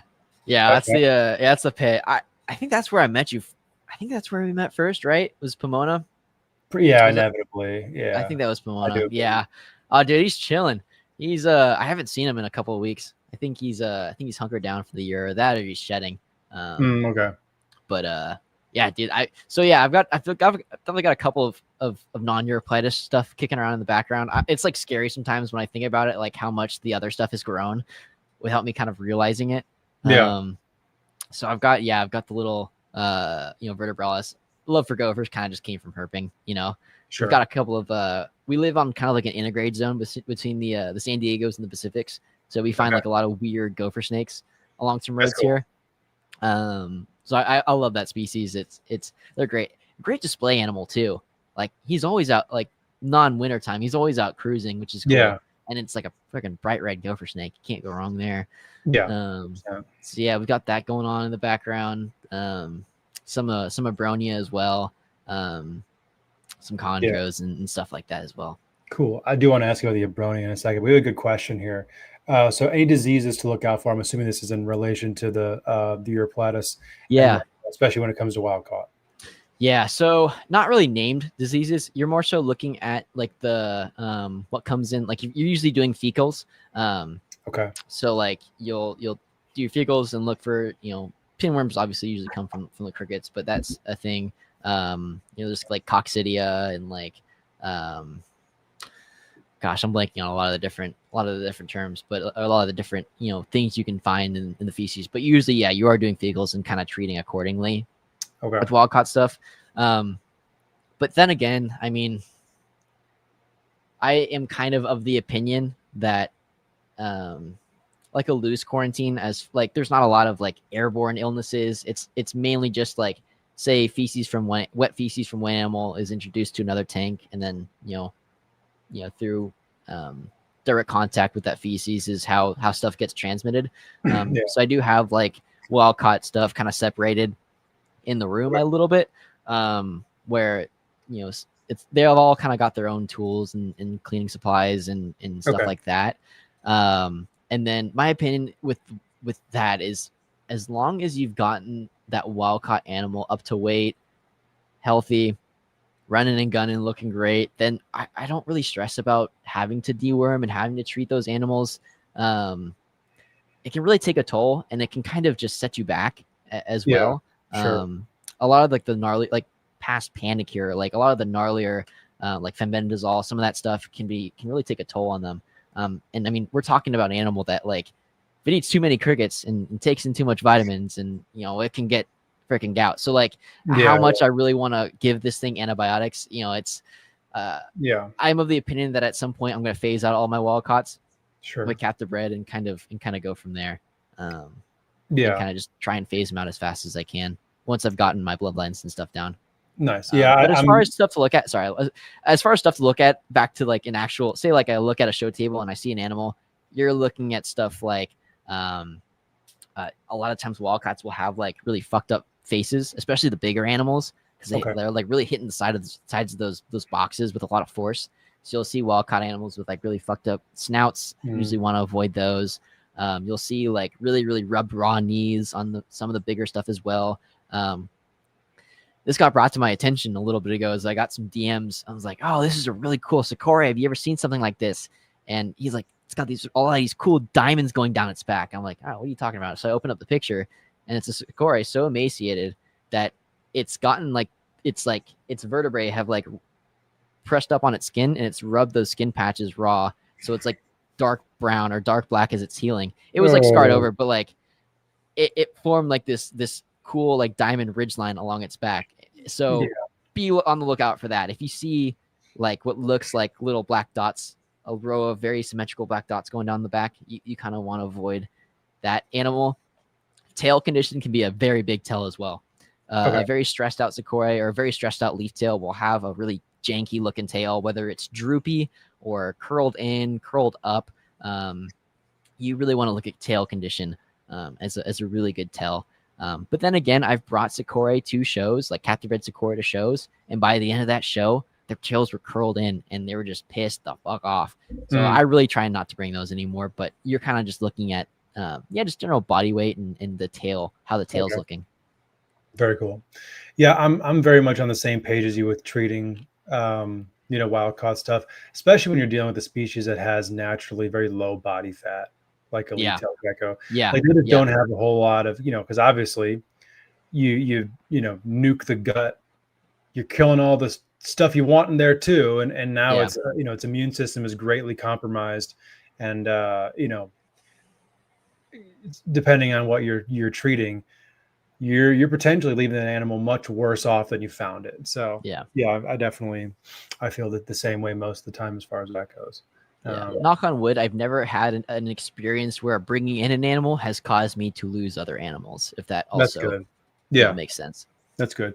Yeah, that's really, really good to hear, especially considering like some of the more established gecko markets, like for instance, like leopard geckos and fat tails, like cryptos, a pretty huge problem a lot of the time. So yeah, it's really good to hear, because I mean, shoot, there have been like I never got really deep into like boa constrictors for that exact reason of like I'm a python guy, and if I bring a boa in with IBD, I'm like, man, I didn't really want that boa as much as all this other stuff I have. I'm like, shit, what did I do that for? So Yeah, there really isn't anything like that. It's you're mainly just okay. I really don't want to keep captive. I really don't want to like expose captive bred animals to wild caught animal Yeah, enclosures. sure. That's kind of just the cut and dry of it. Yep, very cool. Well, I want to pivot a little bit. I want to ask you about your Abronia. Yeah. So, what are you keeping? And I guess we'll start there. What Abronia do you currently have? Just Lythrokyla. That's Okay. I really just chose them because of they seem to be, as far as in comparison to some of the other species, a little bit more tolerant of warmer temperatures. Yeah. And They're thank you also for pronouncing that correctly. You're Yeah. the only person I've ever heard pronounce it correctly, like on a show or anything like that. So. I kind of like fuck up and say it different ways depending Yeah. on the time of day. Like I really don't like Lythrochilla. Like that just sounds kind of stupid to me.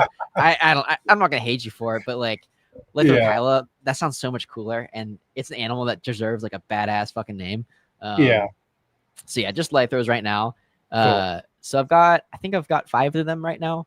Okay. I've just been raising some up, and Nice. it's not something I'm trying to rush.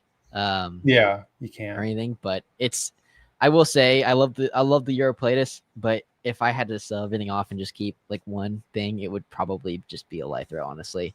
Oh, really? It feels that monitor kind of interaction. It kind of tickles that kind of desire for me, where like I can walk up to my enclosures. All of mine are like super bold, so they all run out when they see me. I'm able to tongue feed them they'll jump out on my hands and I'll tongue feed them, then they'll kind of scamper back. None of mine are very like skittish or reclusive or anything like that. They're all just like super bold. So maybe I've just gotten really lucky with captive bred animals being super having really good personalities. But there's mine at least are really interactive. Yeah, that's cool. Yeah, I feel like the Lythros were always up there with the better mannered Abronia that I had messed with. Some of them, some of them will leave you hurt. Their bites hurt more than you would think. Yeah, they're like gator roll on you. You're like, what the hell are you doing? Well, like it's so hard. There was like a period of time where I kept them, and like for some reason I just could not find my fucking tongs, so I'd have to like take crickets and like really just try and like get my hand out of there as fast as possible, but they'd miss all the time and get like cuticles and stuff, and it was just the worst. I still think the Gastrophilus pristine, I still think those are like the worst fucking bites. They're rough. Those per like body size, I feel like the gastros are the goddamn worst. I'd sooner taken a full full palm of skin to an Abronia versus a gastro any day. Yeah, I would probably agree with you on that. It's like shockingly. It's like your mouth is tiny. What the hell? Well, you're sitting there giggling like, oh, those little like grass lizards biting me. Look at this. And then like they start to just like clamp down harder and harder, and you're just like, oh my god, get off, you little squirm with water. And like it takes a lot to get those things off. Yeah, for fucking real. It really does. So, I mean, long term with the Abronia, is this kind of going to be like a side project for you? Do you have, yeah. I mean, if and when I do start to breed them, I imagine I won't really have the time, space, brain capacity to deal with more than maybe like 1 or 2 litters a year. Because they are just dropping like an unknown, a random number of babies on you one day. Yeah. So it can be a lot to prepare for. Oh, sure. Yeah. You really can't. Yeah. And with those, obviously, got to keep those individually or else they start to take each other out, it seems like. So, yeah, there's a lot to think about there. So it's one of those where I just want to, take it slow. Like I know, whenever I do end up doing it, I'll be able to find good homes for those animals. I'll be able to find homes for those animals. Like demand's always going to be there. So it's not something I need to like rush and get out there. I'm just going to take my time because out of everything, they are like my pets. I do consider them, like, yeah, sure. More or less my pets versus like, not to say that like my breeding animals are not, near and dear to my heart, but those things especially, I think I hold in a really high regard. Yeah. I really love seeing people these days, like really working with captive bred animals, taking it slowly, doing it the right way. Just, I've talked about it on here before, but like obviously within the reptile industry, it's no secret that a lot of what we have and what we work with over time have come from questionable origins. Let's Yeah. put it that way. And the Abronia are definitely in that That's class. But I think they may be the worst instance ever of the hobby leading to the destruction of a wild population. yeah. Because, okay, sure, were they in decline because of deforestation in some areas? Probably, but a lot of where they're coming from is in really remote, untouched places in Mexico Yeah. that I can't imagine have been totally annihilated. And frankly, a lot of the trade that was happening for a while was a lot of the work of the cartels, and they don't mess around with their areas. So I'd have to imagine it'd be hard for some corporation to come in and take area from them. And just, man, it's really sad. I don't think about it too much, but just like how many of those animals were around for so long and how few you really even can see around at anyone's collections anymore. And I mean, people like they're so specialized. Like, I don't know if I lived anywhere warmer than here, like, I don't know how I would necessarily handle them and their needs. I feel like it's one where it's like part of the country just straight up maybe shouldn't keep them. I think obviously I've heard a lot of horror stories with them, but I think what I attribute my success with them so far as pet keeping goes, or just keeping them alive goes, is just how cold it gets at night here consistently. Like, I live on the coast, so like I get that cool wave of, I could just get that nice consistent like 10-15 degree temperature drop every single night, and the garage gets that every single night. So they constantly have like this ebb and flow of temperature. So even when it does occasionally get warm in the day in the garage, it'll get like maybe like 80 in the garage some days, but they still have that night drop to rely on. And I think that's just so huge for them, especially them and montane chameleons. They need that night drop, I think. No question. And I think that the captive bred animals that are around, like, I think they're going to solve a lot of the problems that they had as well. And honestly, you go to an expo and you see a table with a Bronia on it, you have no idea how old that animal might be. Like, there's just so much about it that just was so unfortunate. So I love to see it. So I'm not sure I'll ever keep a Bronia again. I think my PTSD is too strong, but I always appreciate seeing it. It's something I really love to see. So I don't really have big ambitions to mess with any other species. Obviously, I would love one of the green species, whether that's Vascos or Arida or Orida or Graminia in any form. I'd love to mess with those at some point. But I'm very content with just focusing on the Lythros for now and just trying to get consistent with those. Hell yeah, that's awesome. So kind of the last thing I want to touch on before we wrap up here is social media. And it's obviously something that is very much a part of what we do now, and you're definitely doing better than a lot of us on social media, myself included. So was it always kind of part of your, like, was it always kind of one and the same? Like, I'm a reptile keeper and I'm also establishing a presence on social media. Was there a point where you're like, this is really something that I need to do and I think I'd be pretty good at it? So this is going to sound kind of bad, but it really came around as soon as I started getting into new cows, as like, I need to get myself out there. Sure. Or else I am not selling these animals. Like, that's kind of because when I kept dart frogs, I was just perfectly content having my little personal page of friends, and then I'd never posted anything about my animals. I just kept dart frogs in the background and I never really posted about them. Then I got into geckos, met people through social media that I purchased animals from, saw how they did it.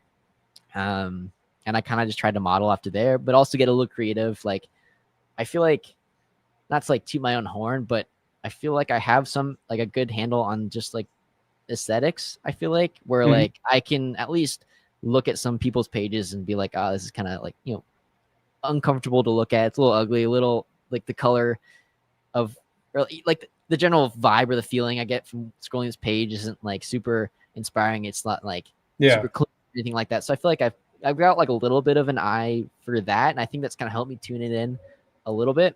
Okay. Like I remember DMing you a little while ago because I loved the lighting of your animals. Like whenever you post videos and stuff of your animals, the lighting and the colors just seem like on point. So like looking at pages like yours and like some other people where like just aesthetic, it's very nice to look at. All the color temperatures are right. It's not super yellow. It's not super dark. Or it's not super like washed out or anything like that. So just from an aesthetic perspective, just modeling after some of the prettier pages is kind of how I started doing that. Reels were definitely a big thing where like consistently posting videos and stuff. At the beginning, it was just like a lot of like gecko on hand, it's a gecko to like a sound or whatever. But then like I started tapping into some of like the build videos, like how Armin does it, Mason did it. And that those two were probably my biggest social media inspirations. Look at here, Mason's right here. No, look who popped in. As soon as I glaze him a little bit, he's like, "Oh, here I am." No,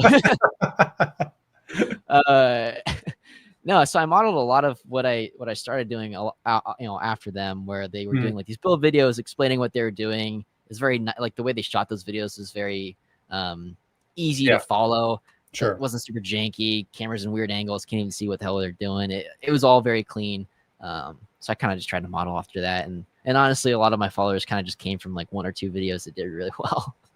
Oh yeah, which ones were those? It was the bamboo build or the Clemerai build. That one did crazy work. So I got a lot from that, and I think I just kept the momentum from that video going for a while. And then that's kind of when I started posting more Europlatus. Is a little bit before then, but kind of through there is when I really started hammering the Europlatus hard on the page, and it definitely grew from there, which is pretty sick. Okay, cool. So I guess, what do you think these days is kind of like the most important, or is it consistency, a certain type of content? I know I talked about this with Mason as well. I feel like it's always changing, and I just I'm not even trying to keep up with this. Like, what's kind of your approach as far as keeping the page moving forward, and making sure that you're not falling into algorithm hell like I'm currently living in? Yeah, I mean, I was out for a while too. Like I was burned out for a couple months on the social media where like, I don't know, I kind of got to a certain point where I knew all my friends. I at least had built up my like contact list with people where I could always reach out to people. Like I knew how to reach out to people. People would always reach out to me. Like as long as the communication, like the one-to-one communication on Instagram for me is going good with my buddies and my other Europlatus keepers, then I'm happy usually. Usually pretty happy. But like, there was definitely I definitely turned it, or like just took like a mental break from it. And I think a lot of that has to do with like my day job is just all of that social media stuff. Sure. So I was just getting burnt out on doing both. Yeah, I can imagine so. But I'm starting to get back into it again, and I had some stuff perform pretty well. But I think it's just, I mean, it as like layman's as it is, it's kind of just like a mix of both. Like you don't have to post every single day. And I think that will kind of, I don't know, if you're posting like the same exact content like 7 days a week, like I don't know, I feel like sometimes people like will just like kind of turn a blind eye sometimes, or like they'll just like get used to it. So I don't know, it's like a balance of being somewhat consistent and still being creative with how you like do things and like make content that people want to interact with, I guess. Whether that comes from posting an animal that's like so cool that people are just like, God damn, man, I want that, and they let you know about that, or like a build that looks really cool, or like a new care tip that people are like super stoked on. Like one of my best performing videos on Instagram, at least, was like this cricket bin thing, where like all it was just like me like showing people that how I keep crickets. So what I do is I take like a brute trash can and I just throw a trash bag in there, and then I just put all the crickets in, and like I set the crickets up just in the trash bag open, and then when it's time once a week to clean the crickets out, I just take it up, throw it out, and that struck a chord with a lot of people. So it's that a lot of it's like it's like very value related, some of the content that I've done. And the reason why it's done well, I think, is like the audience can take something from that video and apply it to what they're doing, as long as you know, as long as you have that, like as long as you're providing value, I guess. I can also do well. I don't know. It's like I'm spitballing. I'm definitely like spitballing a lot, but it's kind of it's hard to pin. You know. Well, Mason says that your cricket bin idea is genius, and that definitely echoed the same content 7 days a week, continuing to post something that isn't performing well. It'll typically will not all of a sudden perform well. Yeah. And that is a direct call out of exactly what I do every fucking day on Instagram. So thank you, Mason. I mean, so as far as so if I'm thinking about your page, like my biggest, like, I don't know, I would think of it from the perspective of somebody like me. Like, I don't know a single fucking thing about scrubs other than, you know, they come from Indonesia and Australia, and they're like a large, very, very large python. Like I have no idea how to set those things up. I have no idea how to breed those animals. I have no idea how to discern different species from one another. You know, it's so there's like, I would just, if I was you, I don't know, maybe I would just tackle like the unknowns, and like, okay, if I watch one of these Kush videos, then I'll take that piece of information, like how you're doing on YouTube, you know, like I can see that you're definitely attacking that on YouTube, which is awesome. But like a short form version of that, I think would perform well, honestly. Yeah, I know I need to. It just like I had so much internal resistance about even doing the YouTube to begin with. Like somebody's like, I need to do YouTube. You're like, consistent though, and the content's great. So I mean, you should be proud of yourself, because it's a lot. I haven't posted a damn thing on fucking YouTube, and I've been telling myself I'm going to for the longest time. So yeah, I think I started like the first week of the year, which like I hate. It just worked out that way. I wasn't like, all right, new year, new me. I'm doing YouTube right now. I'm like, that wasn't the plan. It just happened to happen that way. But yeah, that's been like the main thing this year. Obviously, like the podcast as well.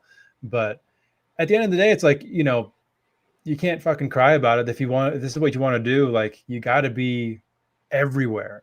Like I don't have a TikTok page, and I know that's a problem. I don't either, if that makes you feel better. Does actually make me feel a lot better, especially after the episode I did with Mason. He's probably going to yell at me for not having a TikTok. He's probably going to yell at me after this. Well, good. We can get yelled at together then, and disperse the pain. I don't know. I think my goal for the social media right now, as far as my own personal page, is to just post, like, try and stick to like twice a week. But then maybe one of those videos is like showing off a cool animal, like a holdback or something like that. So when people pop open my page, they can immediately see what animals I'm working with. Yeah.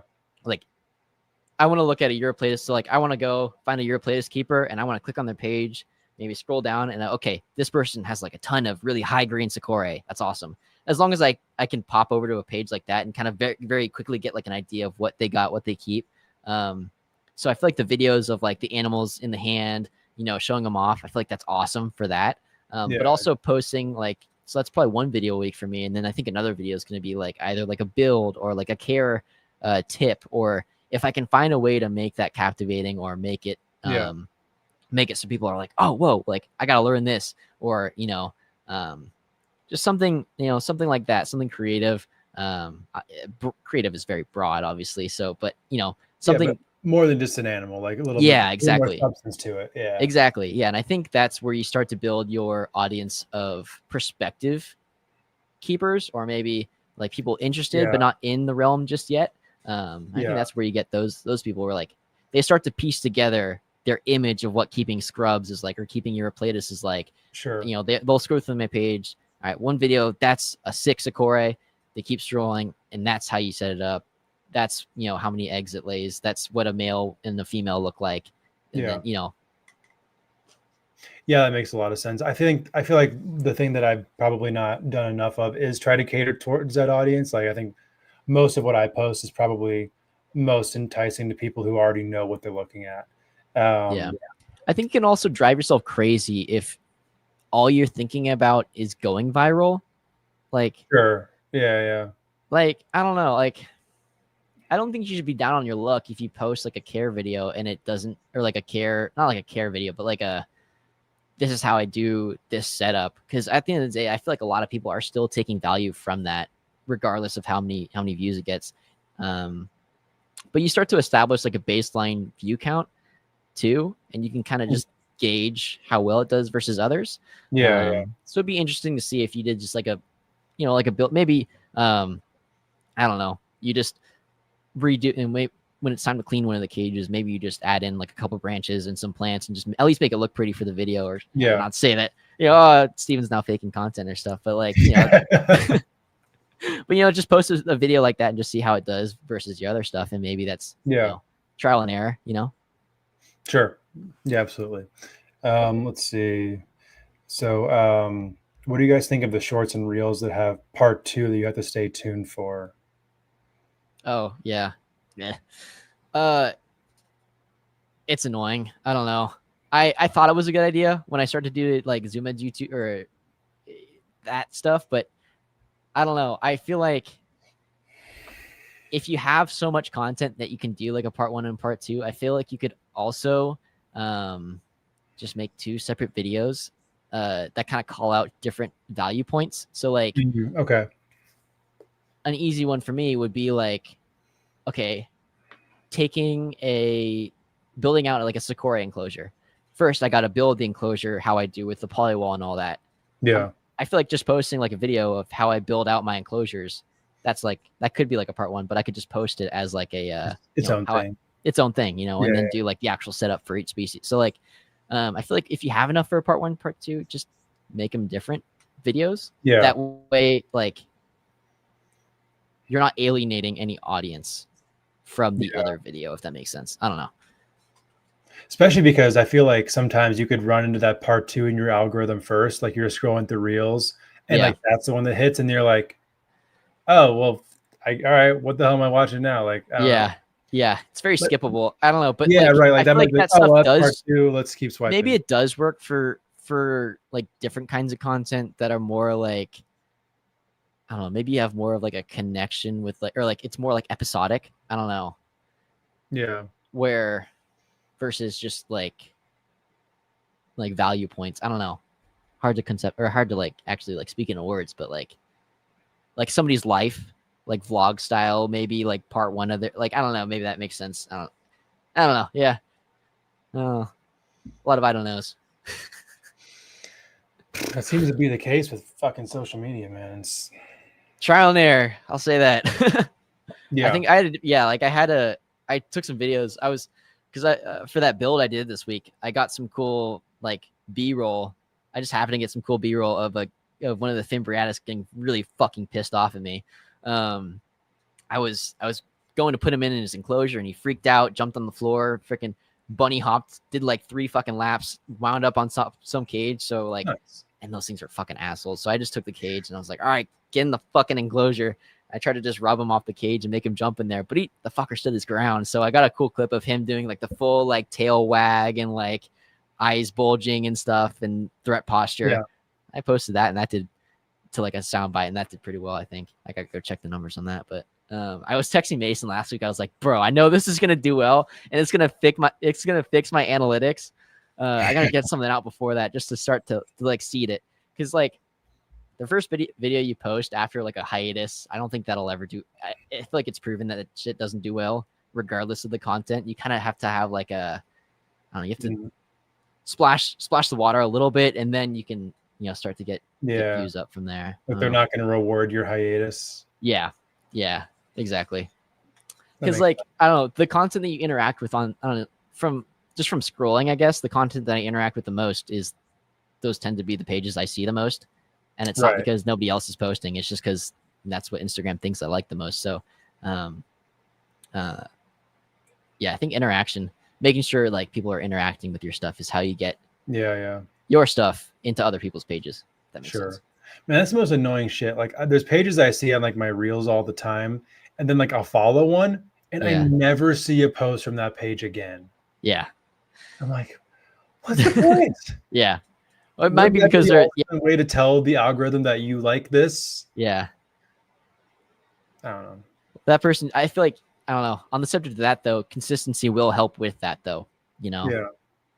where like, I mean, I consistently get your posts because I feel like I consistently like them. Yeah. And I'm interacting with them by like liking them and stuff and watching them. So that's why I get your posts consistently, because you are consistent, but you also putting out animals cool enough where I go, that's a cool fucking snake. I like that. And then, you know, keeps going, I guess. Yeah. Yeah. It's just like, it feels like something that's so different than what we're doing, even though it really is the same exact thing at the end of the day. Yeah. Which is like, you know, I just have so much resistance of accepting. I don't know. And I feel like talking to people like you and Mason on here, like helps hold me accountable to like, not just keep. I don't know. I'm not doing it to get famous. I'm pretty much just, I have it out there for education. And then I do sprinkle in some stuff that I think will just perform really well, just so I can bring in more people, so I can show them what animals, well, these animals are like. It is what it is. Like, this is the like snake bites YouTube format of 15 years ago. Yeah. This just is what it is nowadays. Like, this is where the attention is. This is where the people are.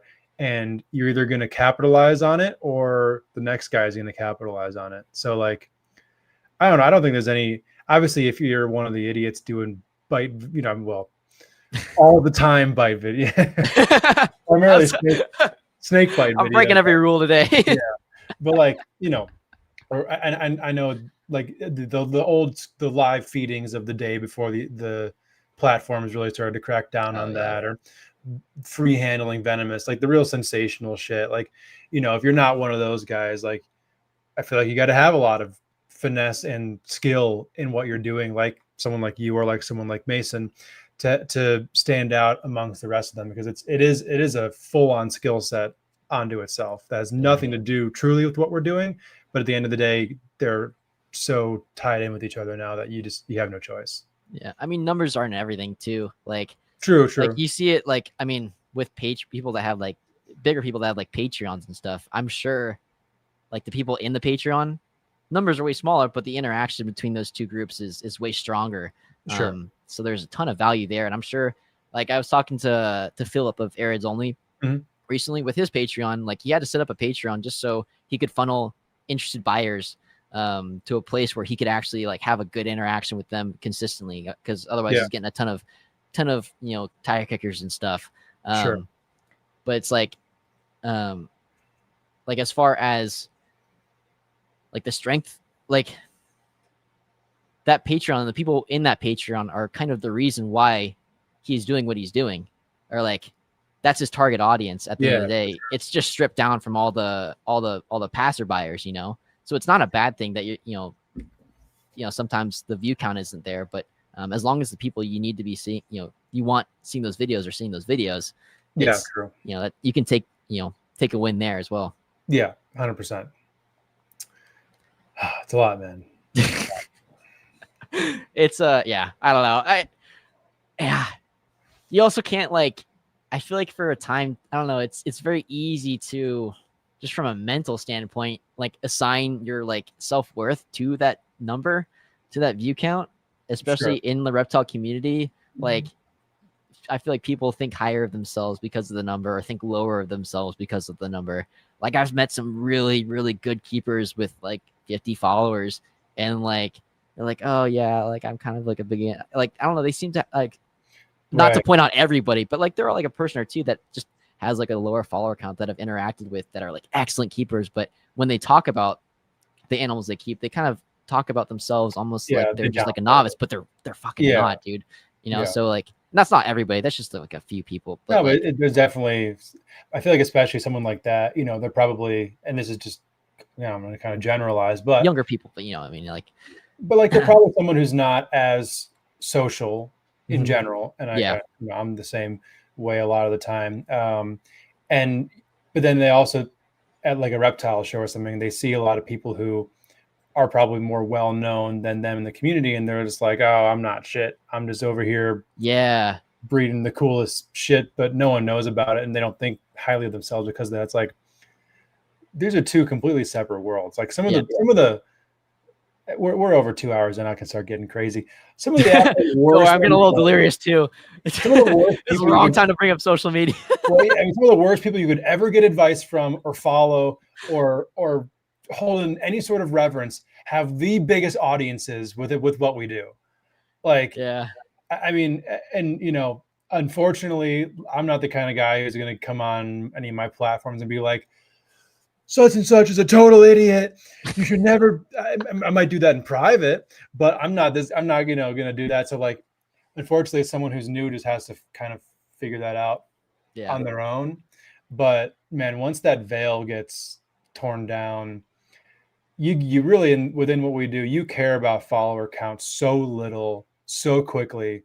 Yeah. Or views or whatever, when you really get to know like what's behind that facade with some of the biggest people who are doing it. It's like, oh, this guy is an idiot and frankly a bad person, and everyone loves him or her out, Yeah.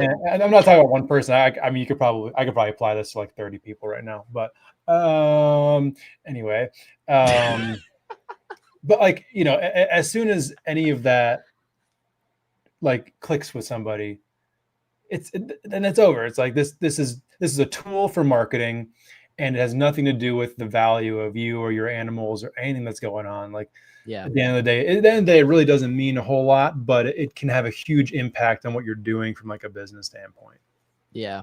As soon as, I don't know, for me, it's like also like as soon as I'm turning a blind eye to like DMs and stuff and people reaching out and asking questions, like the second I turn a blind eye to some of the, like that's too much, man. Like the reason why I do it is just so I can get those DMs and those interactions that I can like talk to people about these fucking geckos and stuff. It's not really, I don't want like millions of people that don't really want your play, or I don't know, like like a million people are gonna flood to my DMs or anything because I post a viral video of a Eurypletus. And people are just like, cool gecko. Like what's the point of a huge casual audience? Yeah, honestly, like I don't know.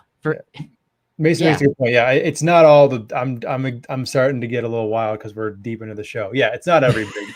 There are plenty of people who have large platforms who are great people. So yes, thank you for holding me accountable, Mason. But anyway, sorry, Jack. No, you're good. That was a good one.